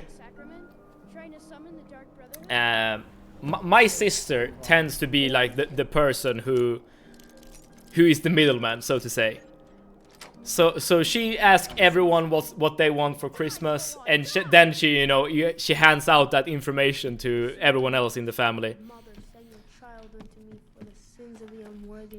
You come it worked. I did the Black Sacrament. Oh. All right, we are actually taking the quest to join the Dark Brotherhood. So I ran away and came home and performed the Black Sacrament. And I don't really need anything out of the Dark Brotherhood per se. But you can actually do a very sweet thing with the Dark Brotherhood when you're playing on survival mode specifically. But also, I mean, joining the Dark Brotherhood isn't like that bad because the Dark Brotherhood does have some really like nice armor that you can use. I know for a fact that at least one of the armor pieces that you can get in the Dark Brotherhood is something that increases your bow damage, for instance. And given that we're gonna be using a bow quite a lot, that's pretty good. Is there something back here? No. But I'm just taking the quest at the moment. We're at some point gonna go to Riften and actually complete it, but not until we really need to. Okay, how much money do I have at the moment? 1,000. So I need. I think that's about enough. So let's actually take the boat and go to Solstheim. And this island that we're going to, it's only unlocked when you have the Dragonborn DLC installed. And this island is also really, really cool, because there is a DLC in Morrowind that takes you to Solstheim as well. So this is like the DLC in Skyrim that connects the game with Morrowind, which is so cool. Unfortunately, I'm only gonna be there for just like a second. Are you the... Never much cared for Who's the captain? Are you the captain? Son, the North Wind. You make an example of that gang. Oh, this is actually the wrong boat, right? A year's worth of pay. It's you, right? If you're looking for, I'll get. If you ask me, still interested in heading up. I also need to remember to actually train more with Feindal to get 50 in archery. I probably need to do that here actually. Now that I think about it. Okay, I can't actually look. Well, so yeah, Raven Rock. For those of you who don't know, if you play Morrowind. Oh wait, I might be actually wrong here. I'm pretty sure this is the case. When you play Morrowind and you play the DLC that takes you to Solstheim, you actually like lay the foundation of Raven Rock yourself as the player, and then you're able to visit the town later in Skyrim, which is really cool. I don't recognize you. That's the kind. Just remember. Any questions? I have to be. This is, after all we've been through, to get Councillor Moore. As second councillor, it's my job. I guess I don't really need to speak to him. I'm just gonna look real quick. How many points do I have in archery? 37. Okay. This is one of the funkiest sequence of travel I've seen in Skyrim. Are you speaking about the boat trip? It is like in terms of like the destination, it's definitely one of the funkiest areas. But because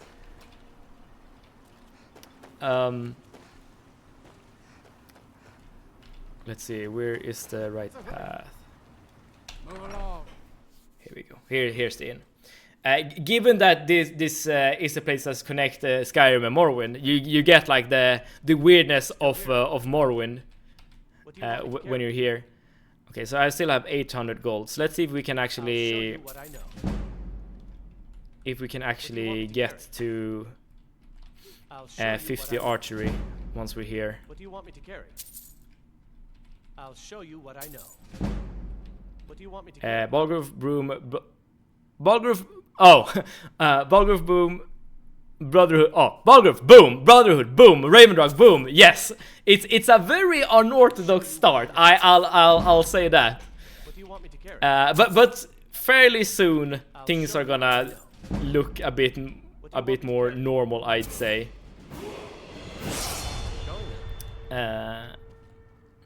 But we're not quite there at the moment. Welcome to the wretched Let's see. Where is an innkeeper? I'll give you this warning only once. I work for Oh, maybe this isn't actually an inn. Okay. Welcome to oh yes, there is. Perfect. Sure thing. It's yours. I'll show you to your room. Right this way. Good, because I'm actually not sure if I know where this is.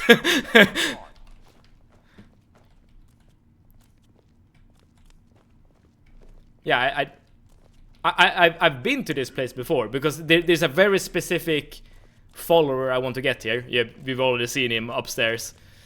But before I do that, I want to level up as much as possible to make sure that I get as much as I can out of Feindal before we lose him essentially forever. Okay, another point into Magicka, and we are getting close. To both our Magicka goal and also our archery goal. Let me know if there's anything else you need. Here in my shrine, that you have.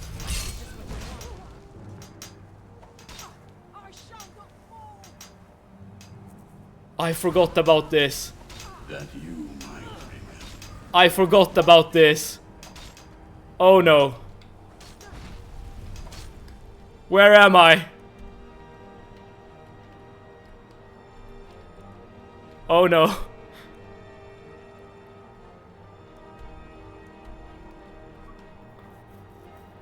I totally forgot.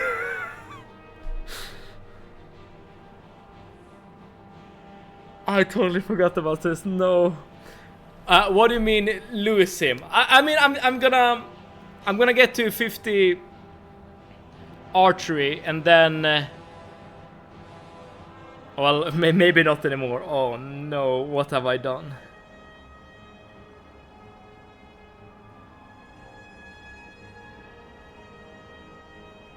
Okay. I'm not gonna kill him. I'm not gonna kill Feindal or anything. I'm just gonna replace him with children, but crap, I totally forgot that this was the thing. Shoot. Okay, I'm gonna try to head back without dying. Okay, we are well fed. Punch him? Do you want me to? I can't punch him before we leave. But okay, let's actually make sure that we kind of survive here. So I don't really think it's not the longest path down. You can make a run for it surely. Yeah, I'm pretty sure it will be possible. It's just that this DLC has some very dangerous enemies.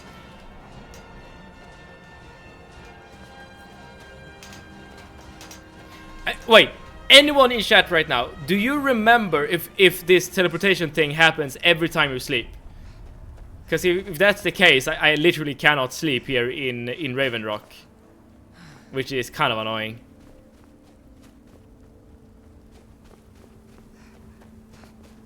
I mean, I guess we don't like need to get archery to 50 exactly, but I would like to.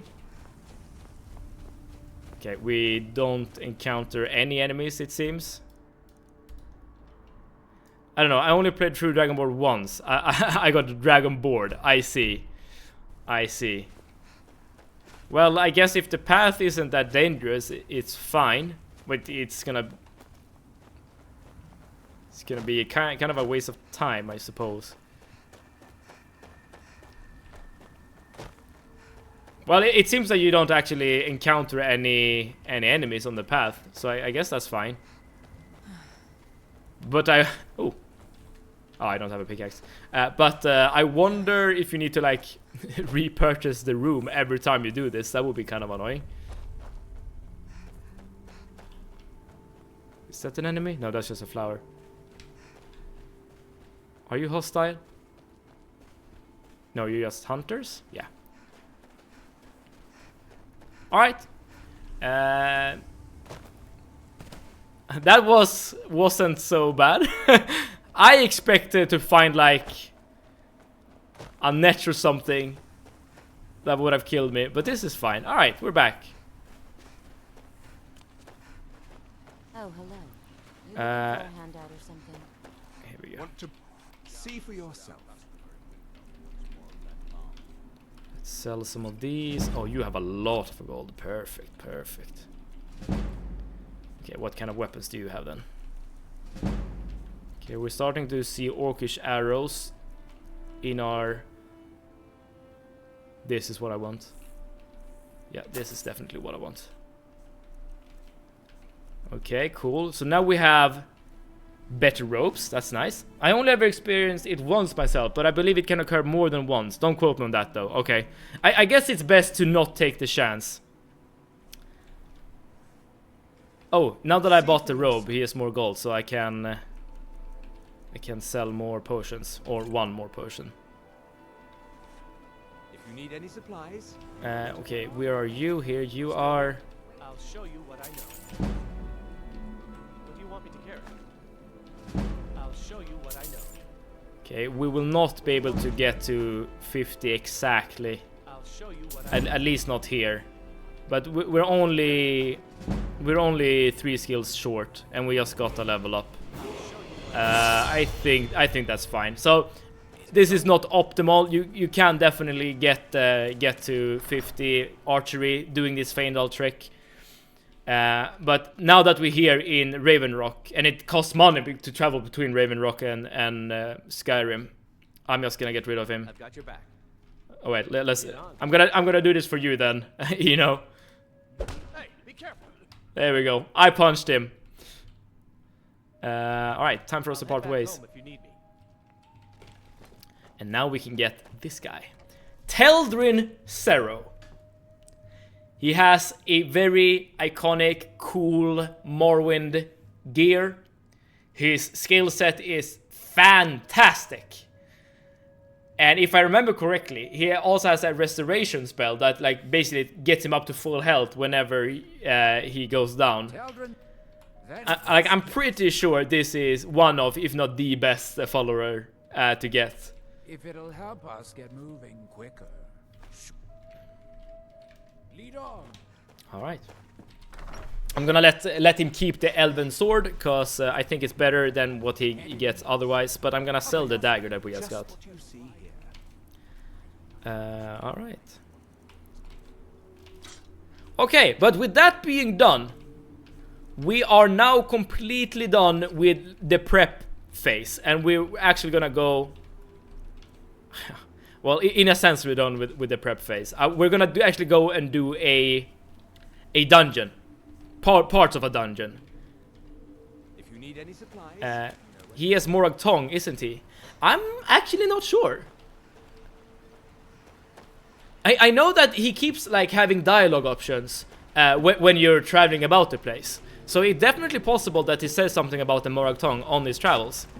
But it's not something I remember. Sivid, you like ramen noodles? I do, yeah. So sometimes I do these like instant noodles myself.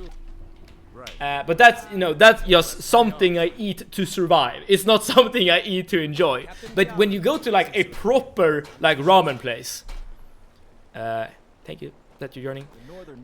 Then then yeah, ramen is amazing. Can be really good. And even as a vegetarian, you can definitely get something to enjoy. It might not be like super authentic per se, but yeah, I in short, Comedy Smeagol, yes, I do enjoy it. Before we head out to the dungeon, everyone, I'm just gonna head on real quickly.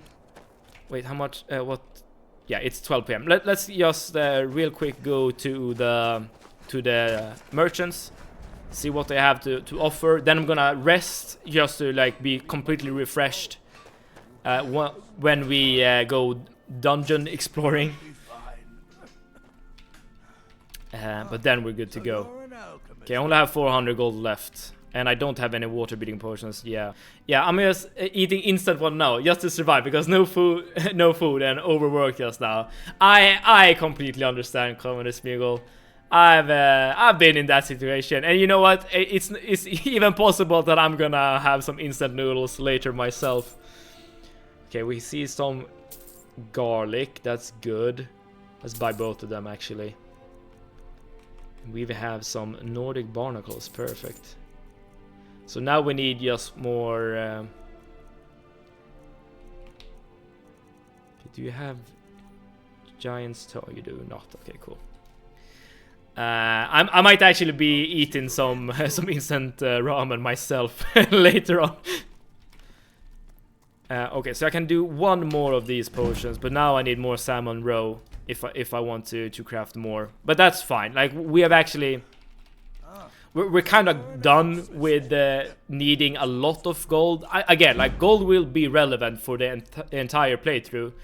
But this like initial cash flow that I kind of want, that has been satisfied. Now we basically just need gold for weapons and stuff like that. Yeah, we are looking good at the moment. You're the merchant. No, you're the merchant. Alright, let's see what we see here. Let's see what we see. That's a weird thing to say, but I just said it. Alright, I'm just gonna sleep really quickly in the bed just to level up and also to make sure that we are completely rested before we head out. Are you joking? Okay, so the room is still in our name. That's great. Okay, last point into Magicka, and from this point onward, every single attribute point will go into health. And can I level up relevant things? Yes. I'm gonna save the final perk point for later. Cool. So we are now well rested. Perfect. We are satisfied and we are warm. Good. Let's head out into Skyrim and see what dangers we find. I probably should be wearing boots in order to become a bit to be a bit warmer, but whatever. Let's just do this. So there is a dungeon that's south of Windhelm that's called Fort Amol or Amol or something like that, and I look to see if Telrun is with us, and he is. And it's just a proper dungeon, right? You go there, you kill a bunch of enemies, you get some loot at the end. But it also houses one of the spells that you can get in this game. And when it comes to getting access to spells in Skyrim, the way it works is that based on your skill level in a certain school of magic, more and more spells will be available to you. So for instance, I can only buy the Summon Flame Atronach spell. I guess I can also do the Summon Familiar spell, or buy rather, from stores. But as I keep on leveling my conjuration skill, more and more spells will be unlocked. However, the spell I'm gonna get right now it is actually available in this dungeon at the start of the game. So it's not dependent on your actual skill in conjuration. Personally, I see no issue with walking on one of the coldest parts of the province with bare feet. You don't, eh? Well, let's continue on then. Okay, so I know that there's gonna be a bear inside this shack right here. It's not that difficult to kill. So I'm just gonna do it. Just make sure that, you know, I'm not actually killing it myself. But now we can also get an experience of what Teldurin has to offer. As you can see, Teldurin Zero also have a flame Atronach.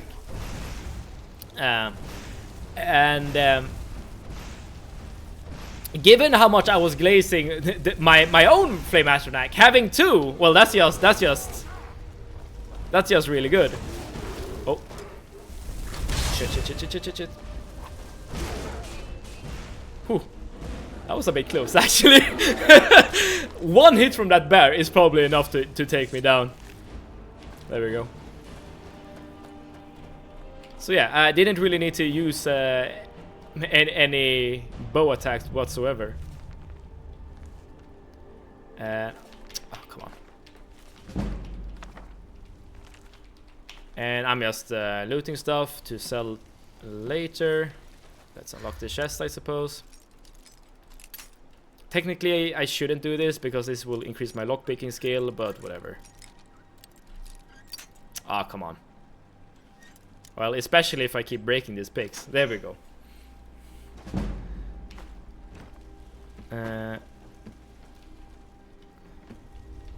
Cool. Speaking of boots. There we go. Now we have something to keep our tootsies warm. Okay, so that's the only enemy that we'll probably face. Well, I guess they're this mud crap that we're not gonna care about. On our way to the fort. And the fort, you can actually see it in the distance. It's just that one right there. So this fort, aside from this spell that we're gonna get, and again, I didn't come up with the idea of going to this dungeon myself. It's actually a strategy used by many speedrunners when speedrunning this game, depending on the category. But the fort houses a bunch of mages, like hostile mages, and that's kind of like tricky to deal with. Oh, hello. I've been looking. Ah, looks like that's it. Got to go. Man, this courier, he will find you in the weirdest places. But yeah, given that we're playing on legendary difficulty and these guys have range magic, it could actually be very dangerous. But as long as we keep on doing our strategy of standing behind our followers and our summons, we should be absolutely fine. It's just that we need to be a bit more careful dealing with this. Here's another courier. Important deliveries to make. Cool. So yeah, there's absolutely a risk of dying here, but only if you're playing recklessly, which I will attempt to not do. So before we actually start attacking, and it's this fort right here, and you can usually like see a mage like on the walls. So am I gonna be oh, here we go. So before we do anything stupid, let's make sure that Teldurin is with us. Teldurin, my boy, are you here? Oh, there you are. Teleporting dude. All right, let's do this. Start with summoning a flamey, and we have 62 arrows. That should be plenty. And we have a perk now that we can use in order to. And I missed. And we can also use the hidden, or rather the sneak mechanic, in order to see if we are being detected by an enemy. That's actually really, really nice. Okay, let's see. Where did you go? Okay.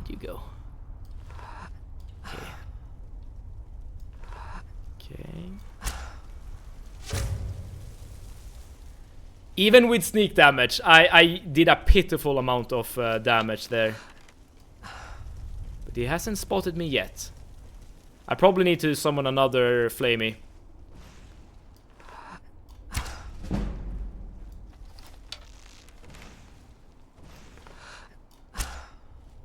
How hard can you stealth archer? We're about to find out. There we go.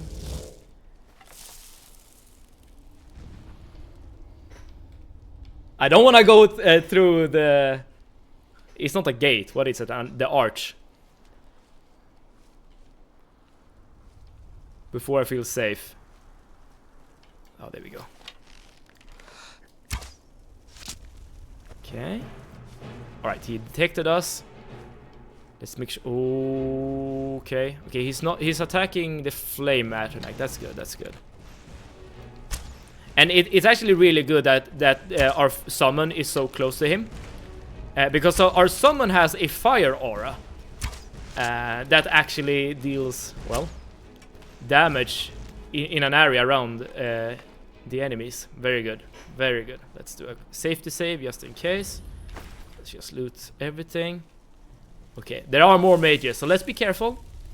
But as long as we keep our wits about us, everything should be fine. If there's any place to die in this run, this is not the place. Okay, I'm gonna do this. I'm gonna cast Flame Atronach in front of me just to scout. Okay, I think he's above me. I think he's above me. I see on the compass. There's a little red dot here. Are you above me? Maybe it's safer to be inside the arch in that case. No, he's over there. Okay, good. Alright, let's equip our bow. Our flamey is tanking for us, which is exactly what we want. Okay, where did you go?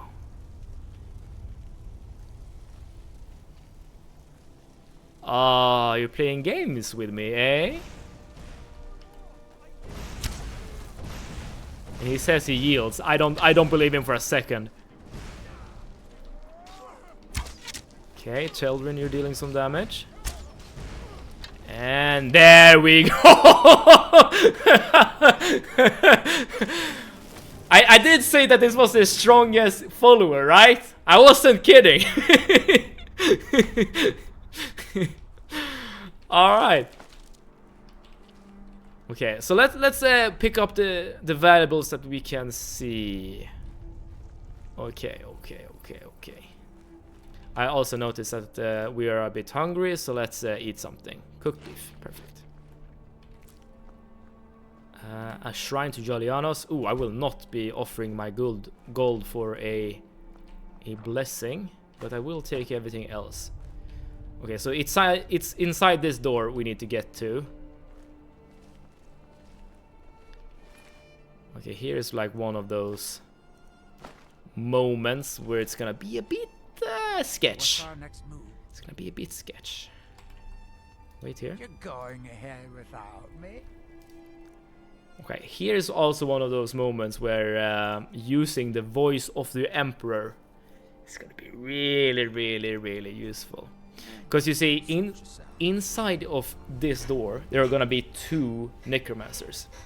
But if I get into range of them, I will be able to charm them and do whatever I want to for 60 seconds in this first room. So let's see if it works out or if I die.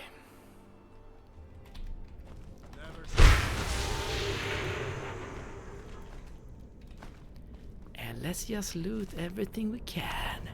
This is why playing as an Imperial is so damn nice. Cool. And we're out of there. And listen. I want to like emphasize how good this is. Because this kind of thing we can do multiple times, right?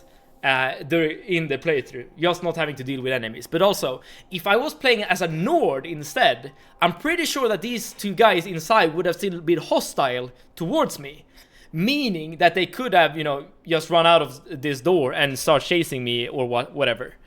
But now, given that we're the charmiest, nicest Imperial there is, we're just able to click a button and everyone will become our friend. And now we can just talk to Telrin, tell him to follow me. We can look at our books, we can click our new spell, and when we have now learned Bound Bow. And we're done. That's literally everything I want to get out of this fort. And now we're actually ready to start doing the main story. Like now we can finally play the game. But yeah, this spell right here, what it does, and it's fairly expensive. What it does is this. It summons like this ghost bow, right?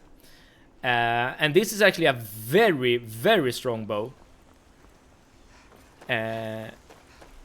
That you can use. And it also gives you arrows. 100 arrows as you summon this bow.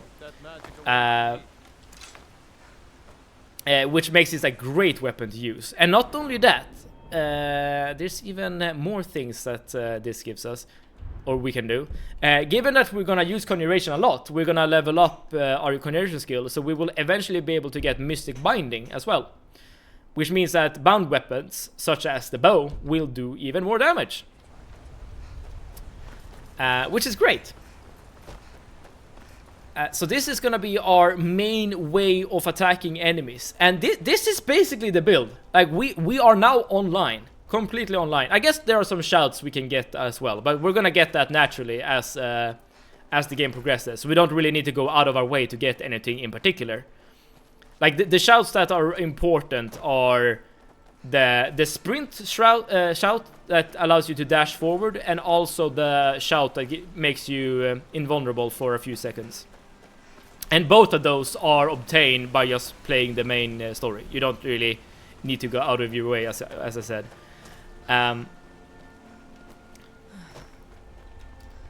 So yeah, like our character is done. And this is a stark contrast to the Morrowind and Oblivion playthrough, where when I consider a character to be done, we were basically immortal, basically invulnerable, basically overpowered. This is very much not the case here. But of course, as long as you embrace and adopt the stealth archer playstyle, like, you shouldn't be in much danger. Always keep a summon before you and the enemies, and everything should be fine. Everything should be good. That being said, there are still areas where the risk of death will definitely increase. So I'm gonna tell you when the first of those areas come up, and highlight the actual dangers. But that it's not gonna be for a while. But until then, I'm still gonna be as careful as I possibly can be, so we don't die unnecessarily. All right, so as I said, we are done with prepping our characters. Let's actually just make sure that we are tracking the right quest, and let's just do main story quests. We're gonna go to Bleak Falls Barrow. We're gonna clear out basically the entire dungeon. So we need to go back to Whiterun. And I can't wait here forever. And after, oh sorry, I hit the mic there.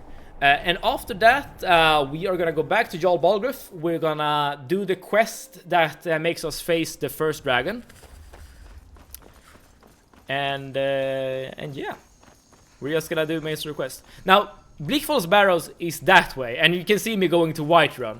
And again, this is a survival mode thing that you need to do. Or, well, need is a strong word, but it's fairly beneficial. Every time you use the carriage, you will probably be cold and hungry and sleepy. So just going into the city to just sleep and eat is nice.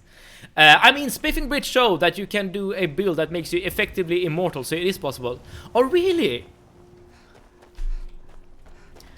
I have watched some Spiffing Brit builds, but I haven't seen this one in particular. This is the kind of thing I probably should look up, because during all my testings and strategizing, I haven't found a way to actually make myself immortal. I mean, with like 100 points in enchanting, right? Then it's actually kind of easy to make something that's overpowered, especially if you get like a hold of a bunch of grand soul gems filled with souls. Then you can do something really strong. But getting to 100 enchanting, that in itself is also something dangerous, right? Something dangerous to do. I never thought. So I would prefer like some sort of start that's kind of safe, but also makes you invulnerable. It was in a Skyrim Together challenge video on someone else's channel. Okay. They had a time limit to gather materials and prepare for a PvP showdown, and he and one other person were unable to die normally. Really? I definitely need to look this up. I mean, if the strategy contains like actual cheating, like actual like abuse of glitches, then I probably don't want to use it. But if it is like a strategy that you can like that you can get going like fairly quickly, then it's probably something that's you know, very interesting to me. I'm just grabbing a few things to sell as I head out. There we go. That's definitely something I'm gonna look up. Thank you there for the tip there, Velo.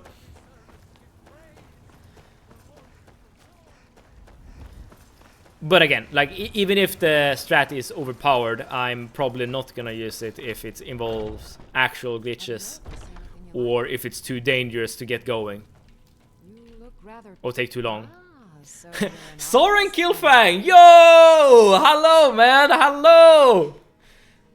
Soren, look who's finally back on Twitch, yeah! It's been a while, Soren, how are you doing? How are you doing?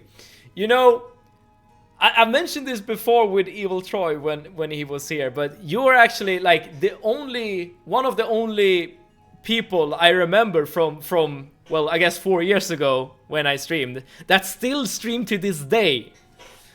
So thank you so much for showing up, Soren. And how are you doing? Life has been strange for me. How so? How so? Oh, Fire Salt, Giant's Toe, and Wheat. There we go. But thank you for turning into this Skyrim playthrough, where we are about to head out to Big Falls Barrow. We have spent like the entire stream just getting our character ready. We're playing as a stealth archer kind of character with some conjuration magic. And also the reason why I look for Giant Toe in particular, because I knew that with combination with Wheat you can also create a very expensive potion that you can sell. But yeah, we've been prepping our character, scaling up a little bit, getting the followers we want, and we are ready to get out and see what the world have in store for us. I'm just gonna do some inventory management before I head out. Sell food items that's not that strong. I'm gonna keep the fire salt, gonna keep the garlic and the barnacle, not the flour, and I'm gonna keep the salt. Perfect. Until next time. Perfect. And let's go to Bellator and sell the rest, and then I think we're done here in Whiterun. I got my first job working as a karaoke DJ for a small business. Interesting. Karaoke DJ. I moved out, got cheated on. Okay. Moved back in after I got... Oh, okay. You got fired? And then I started for an auto shop back in July. And since January, I've been getting all of my credentials to go off and work for the military for 12 months, making 8 to 10k a month while on a ship. Now that, you know, just that summary had a bunch of interesting things going on there. Okay, okay. The military, you say? Okay, what are you gonna do on the boat? Good luck to you, Soren. Yes, very much. Good luck, good luck. It sounds great. Like what are your duties? Like, are you gonna be like a marine, or like is it like an engineering kind of job, or like what are we talking about here? It's been a very long and painful process. I can imagine going through all of those. Well, events, I guess. I've been working for a company called Military Sealift Command as an entry-level mechanic. Okay, okay.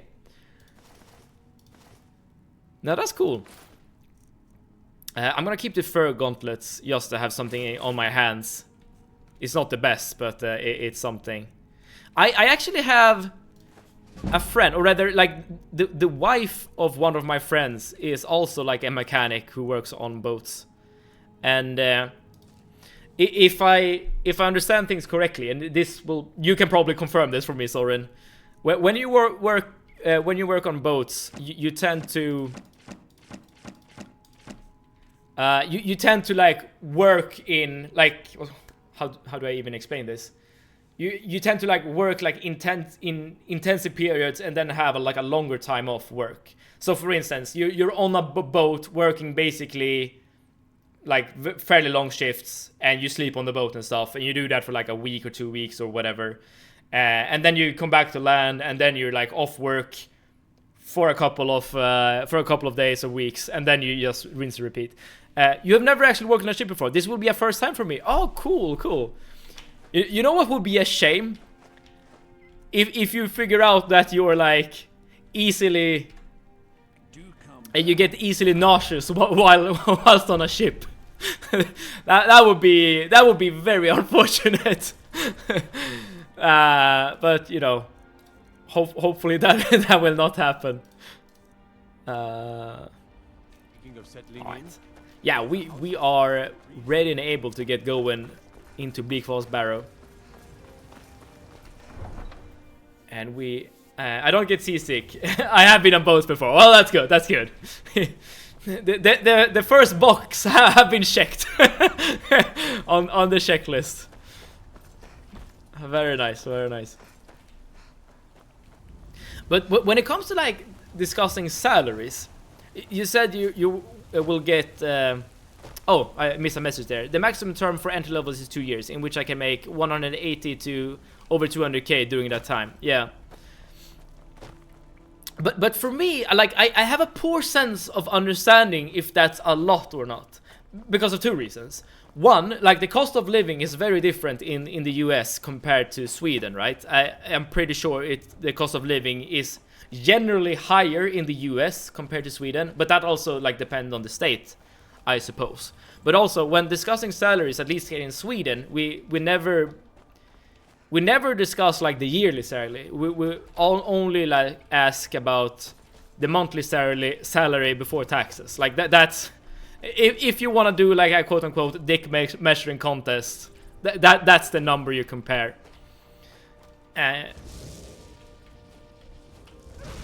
Oh man, I didn't even notice the wolf. Thank you there, Teldrin. That's very nice. And me and my best friends are saving up to invest in some property. Oh, we plan on building our... Wait, are you gonna build your very own home?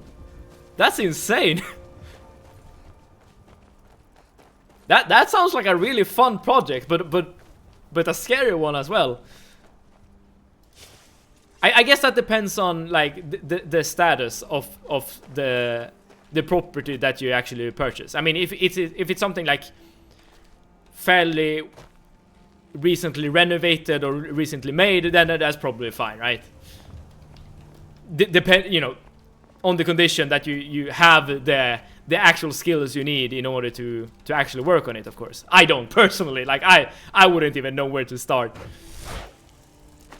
I did not mean to summon a bow there. Actually, my plan was to summon this thing, and now I'm out of magicka, so I'm just gonna run for a few seconds. I'm gonna run. Yeah, Telrin has her back. Oh my god, that's such a cool plan and a very wholesome to do with a friend. Yeah, that too. That too. There we go. He's gonna be joining the Navy and get. Oh no. Oh no.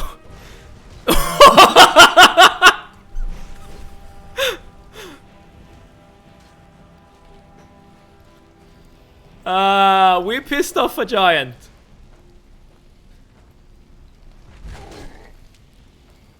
Are you gonna be able? Okay, Telrin, I'm not sure if this is a good idea. I am not sure if this is a good idea. Yeah, this is gonna take a while. He doesn't seem to be hostile with us though.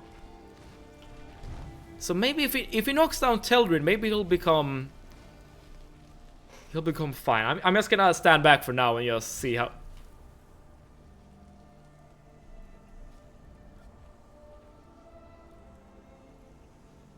And that's the last we saw of our follower. No, did he die? Wait, did he actually die? Did he actually die? No, he's up. Oh! Oh, but why do you insist? Taylor, you don't have to do this. Okay, I guess there's no helping it. I think we actually need to kill the giant. Okay, let's also read some messages. I've skipped a bunch. He's gonna be joining the Navy and getting into a program where he can get a loan for like 500k to a million that he can pay off in like 30 years. But he needs to see how long he has to work in active duty for the Navy. Okay, I assume that's like a what's it called? Like a Navy benefit that you get for joining. The two main reasons why I'm wanting to hop on a ship and enable the world for a year is because one, I want to make a lot of money, and two, I need to have a hard reset for myself. That makes sense, I suppose. I plan on eating a lot and working out at least 3 times a week for that whole year. I mean, if there's a gym on a boat, then that's awesome. And I guess there's also limited things on what you can do on a ship, right? So having a plan is probably wise. My plan is to do a complete breakdown, the person I am now that you don't like, and rebuild myself to something better. It sounds very therapeutic what you intend to do there, Soren. But do you mind if I ask, like, what do you don't like?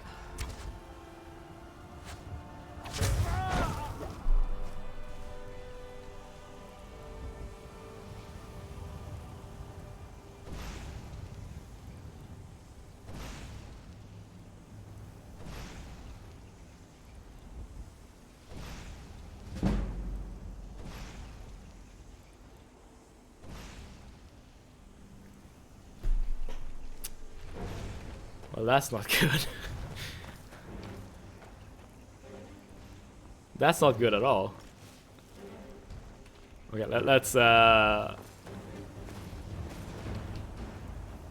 let's run away for now. Oh no, this is not good at all. Okay, I can still do this.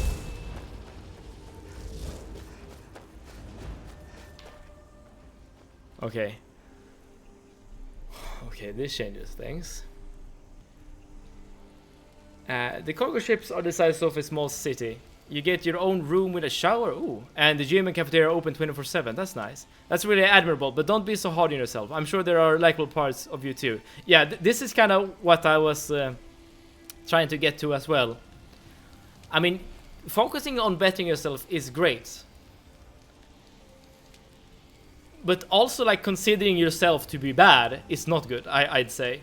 After my ex left me, and after a close friend used me to make herself, quote-unquote, feel good for a weekend, my mental and emotional state has taken a huge decline. I'm not in the shape I want to be in, I'm still with my dad, and I'm still not independent. I understand where you're coming from.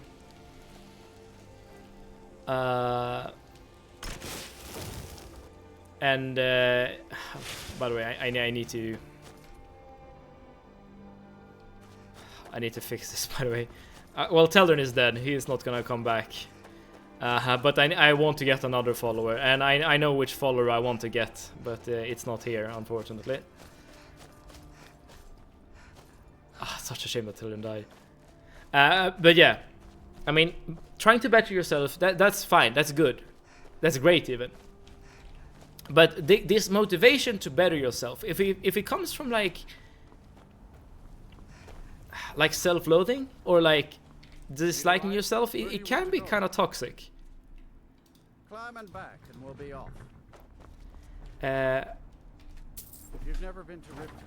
I'm not the best person to give like life advice or whatever. Oh, Mexican Cartel, thank you so much for the follow. Thank you. That's very kind. Hopefully I'll say something that you approve of here, Mexican. So I don't make like a fool out of myself here. How are you doing today? Is this your first time playing Skyrim or no? I'm doing great. How are you doing?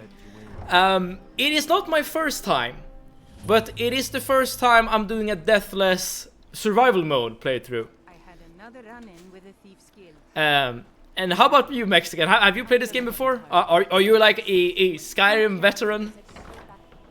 The main factor is also that I'm 33 years old and I need to make a huge change to have a better future. The return of the dragons is not mere coincidence. So, Mercurio, you are now my new companion. I am an apprentice. Lead on. Put down your flag. Have you completed DLCs?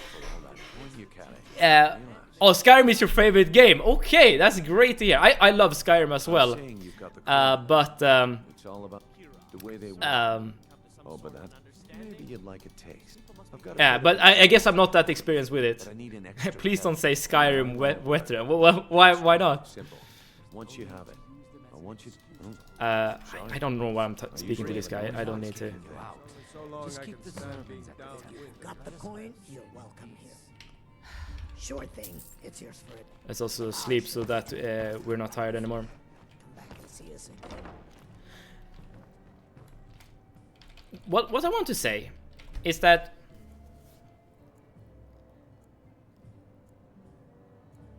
like finding ways to like who you are and love yourself is really important. And a step to get to that point could definitely be like working on yourself. You identify the things you don't like, and then you start working on yourself in order to become a better version of yourself. However, I think it's very important, like in this journey, in this process, to do so in a way that does not drag you down, right? That you, and also Mexican. You arrived at an interesting time. We're discussing life, I guess.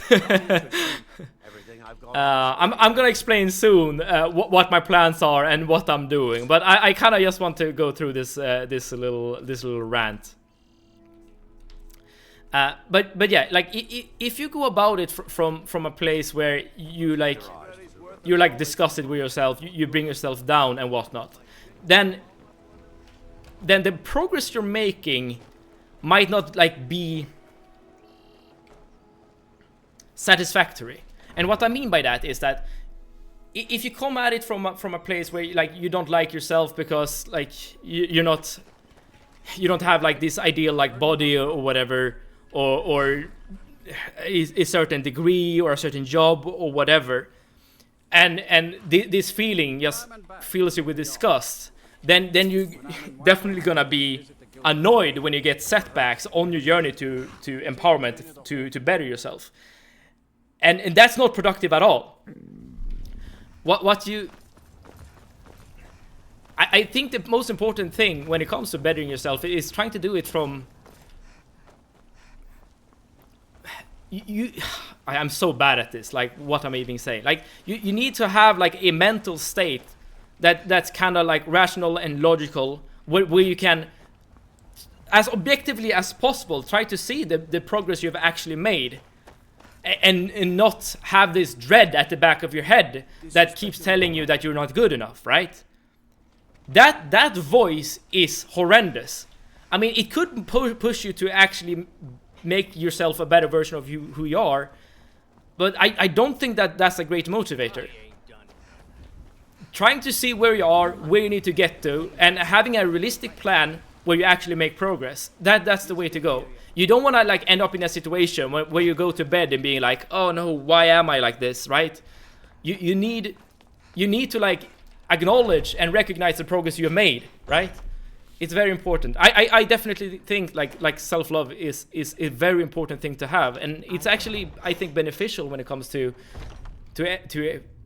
everything, I guess. I'm still trying to figure out why if this game is considered old, what am I? I am old too, dude. I am old too.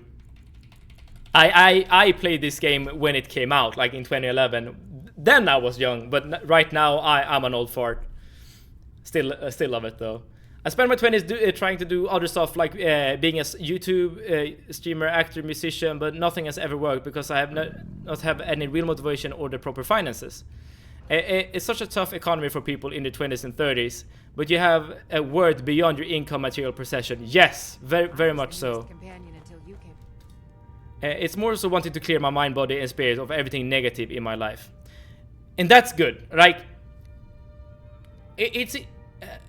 I'm turning 37 on Tuesday, and I recently turned 30 myself.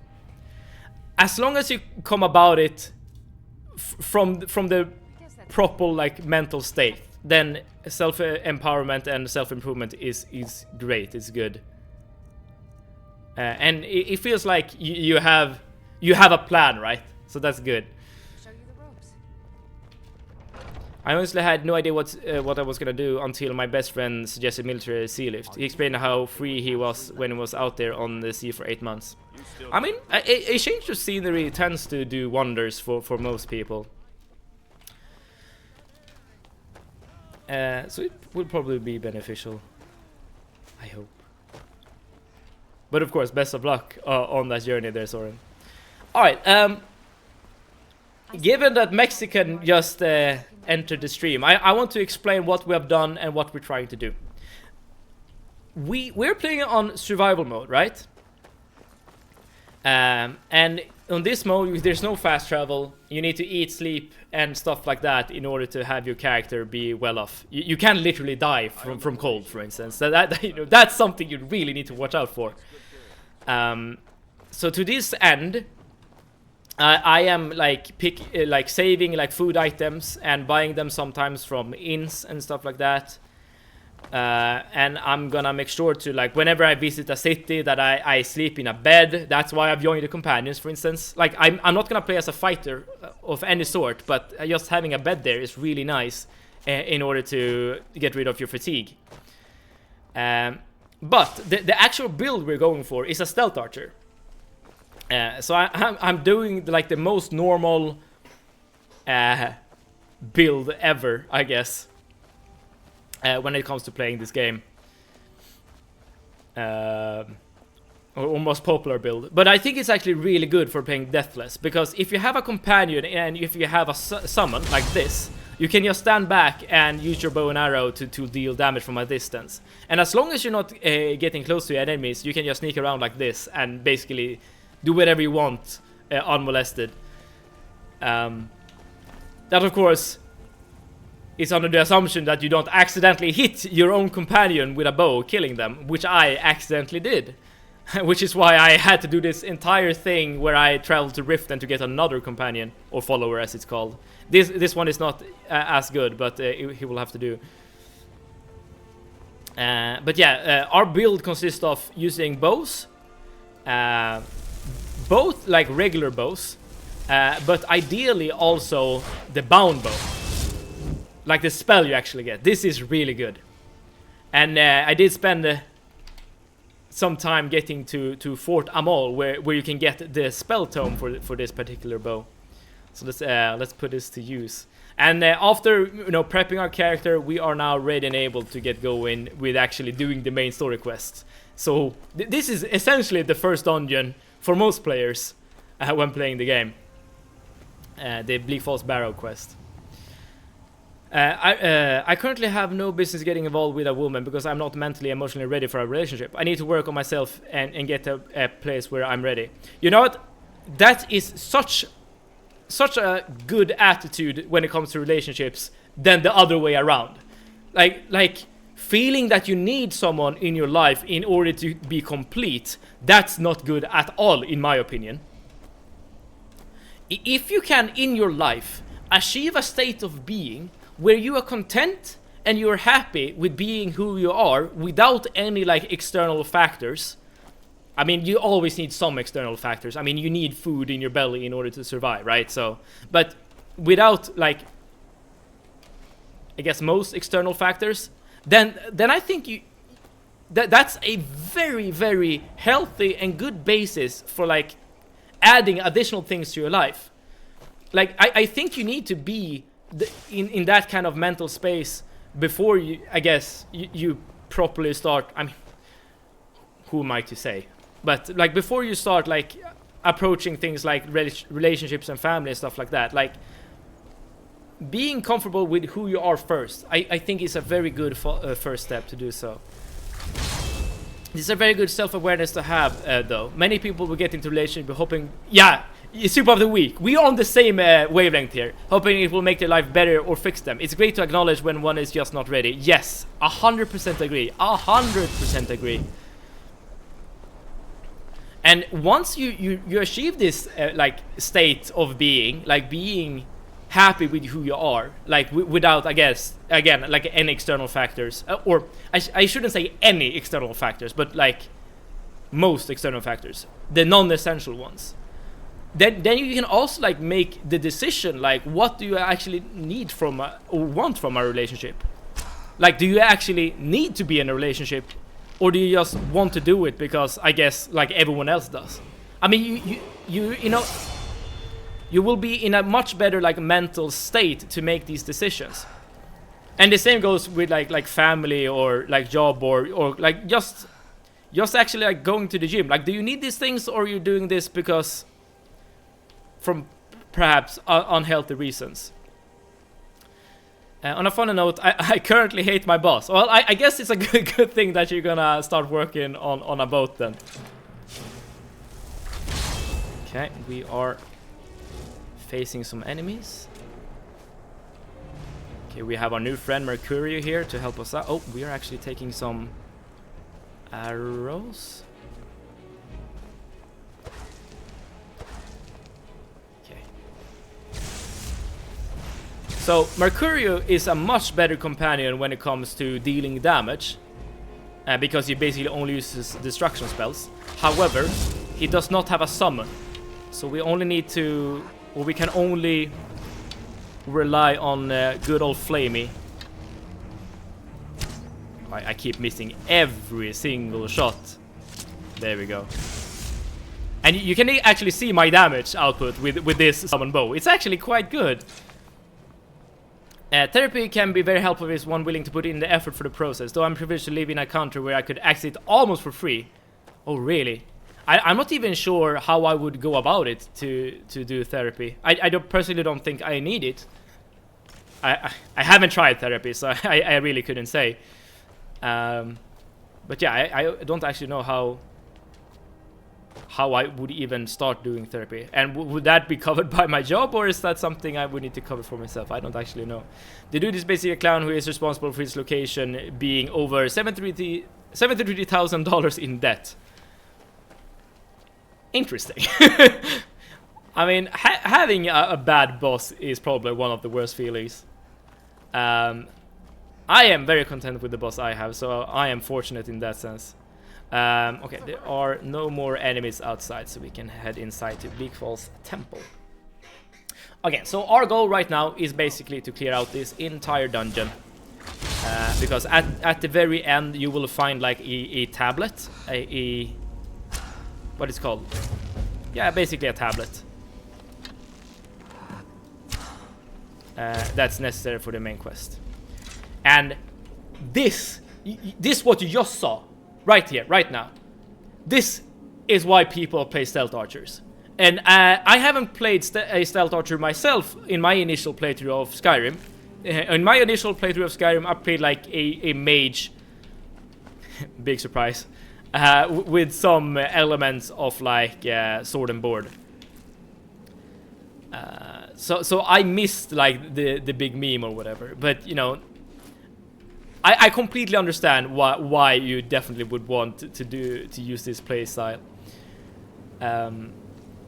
Anyway, my lunch is over and I gotta get back to work. Catch you later. Soren, thank you so much for tuning in and sharing your story. I truly appreciate it. And if you ever like stream in the future, I hopefully it will go well for you. And if not, then hopefully your travels on the boat will give you what you're looking for.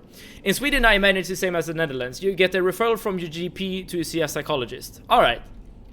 I mean, I guess that would make sense. Again, I haven't really looked into the process. Mercurius' destruction skill is very good though, so a summon might be overkill. You might be onto something there, Sarge. Absolutely. I mean, I actually... The reason why I immediately went to Mercurio as my replacement for Teldrin is because I've played with Mercurio before as a follower, and I know, and I can confirm, he is very good, very strong. I just assumed that a follower would be much more valuable to me. Oh, sorry, that Teldrin would be much more valuable to me, given that he also has a Summon Flame Atronach. But now that I've accidentally might have, you know, perhaps killed Teldrin, then Mercurio will get his chance to shine, and we'll see if his destruction magic will carry him to be even better than Teldrin. But we'll see. Well, we don't really have a choice, but yeah. And also, you're perhaps noticing that I sneak as I'm going through the dungeon, and that's because I don't actually remember all the placement of like enemies. I know this guy will die to a trap. Come on, there we go. So I'm gonna use the eye you have in the middle of the screen in order to figure out if someone is following me or not. But yeah, Mexican cartel. I'm not sure if you're here or if you left, but I would actually be very curious to hear. Oh, did I? Oh, whatever. I'm not sure if I wanted that torch, but let's just use it. I'm very curious to hear what like an experienced Skyrim player would do as a build when tackling this game on hardest difficulty survival mode. Because as I've written in the title, I am, in my opinion, this is definitely the hardest game. So I definitely would like get some tips on what to do. I mean, Velo did point me towards the Spiffing Brit, so that is probably one thing I will look at. Okay, I do know, for instance, that there are some skewers down here. So let's just summon Flame me real quick. Yeah, there we are. Or what do you call them? Skewers? Skewers? I'm not sure.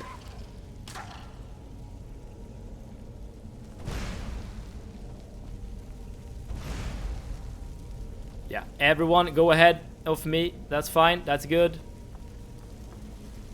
I don't want to fight if I don't have to.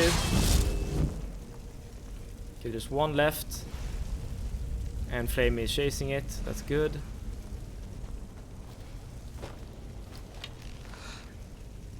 Oh, I see it.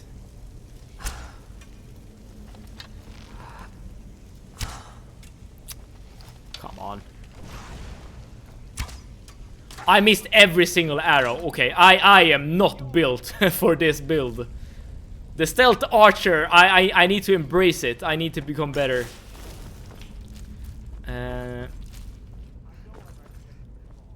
Okay, this is the place where you fight the big spider. Okay, let's see here.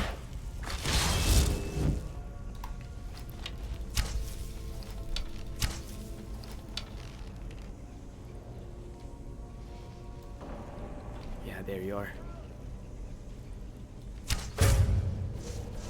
I'm not sure if I have a summon ready, so I don't want to be too close. Yeah, Mercurio is dealing good damage. Well, the same amount of damage as my summon, I guess. Well, shit. He has a higher attack rate, that's for sure.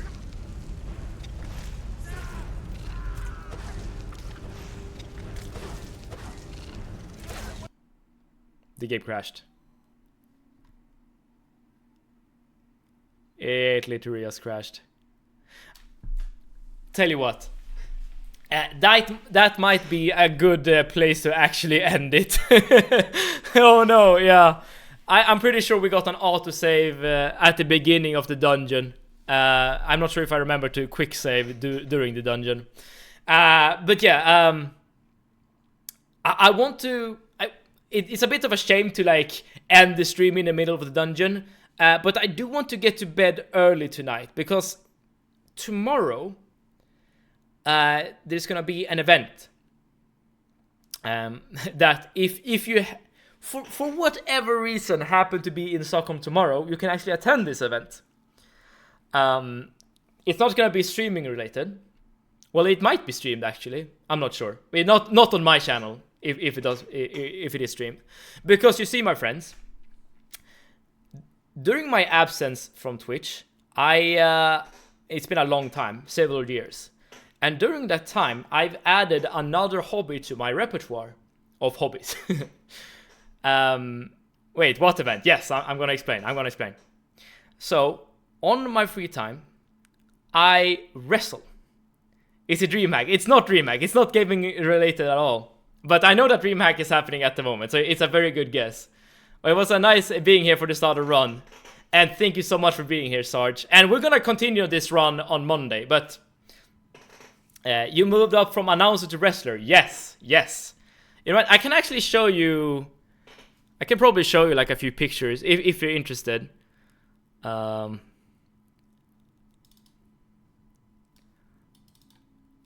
like a scary wrestler, so... viewer discretion be advised. I've seen one thing or two with a bow tie in the ring. Sevit is mad confirmed. Yes, yes indeed.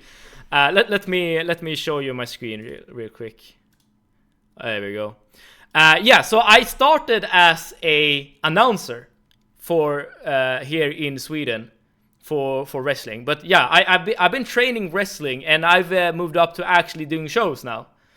I did my first show last year during autumn, and yeah, I've been doing shows primarily for Stockholm wrestling since then. So that was you in that clip. It was me in that clip. So yeah, this is from the last show where I faced the sun.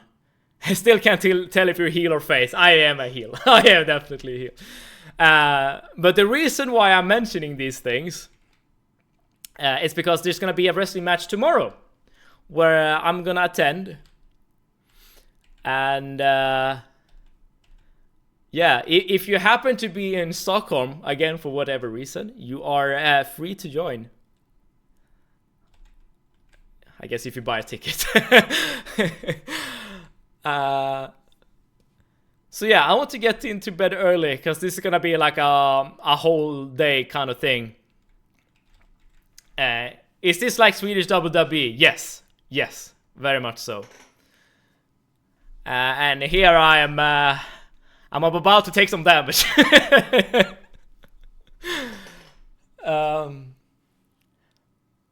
We're cheering for you, even if we can't be there. Thank you so much. Thank you so much. You mean SWE? There you go.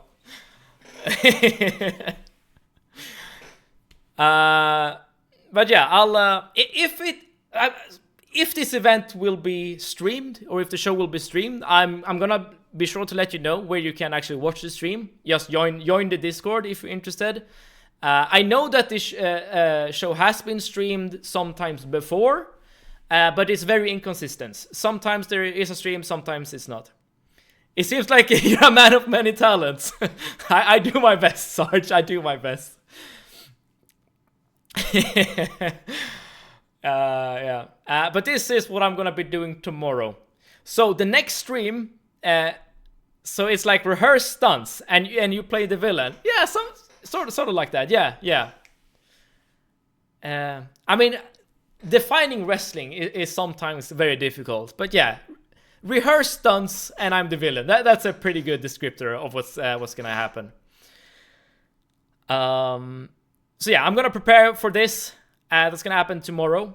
The next stream is gonna be on Monday. Monday, 6 p.m. Central European Time. We will continue with the Skyrim survival mode max difficulty playthrough. We are in Bleak Falls Barrow, and we're just gonna clear the dungeon. Hopefully the game won't crash, but it is a Bethesda game. It likes to do what it likes to do. But yeah, drop a follow if you want to get notified when we start streaming Skyrim again. And with that being said, everyone, my friends, thank you so much for being here. It's been great. Bouncing ideas back and forth. I truly appreciate it. And I wish you all the best of weekends. Good luck and enjoy the weekend. Thank you so much. And have a great weekend to you as well, Soup of the Week. So, Velo, Ino, Sarge, Soup of the Week, Soren, Communist, Smeagol, Mexican Cartel, everyone else who's been watching, thank you so much for being here. And wherever you are in the world, hopefully you're having a good time. Hopefully you're doing great. And hopefully we together on Monday can continue on doing good with some video games, playing Skyrim. Have an amazing weekend all, and to you as well, Communist Smeagol. So with that being said, save it out. Peace.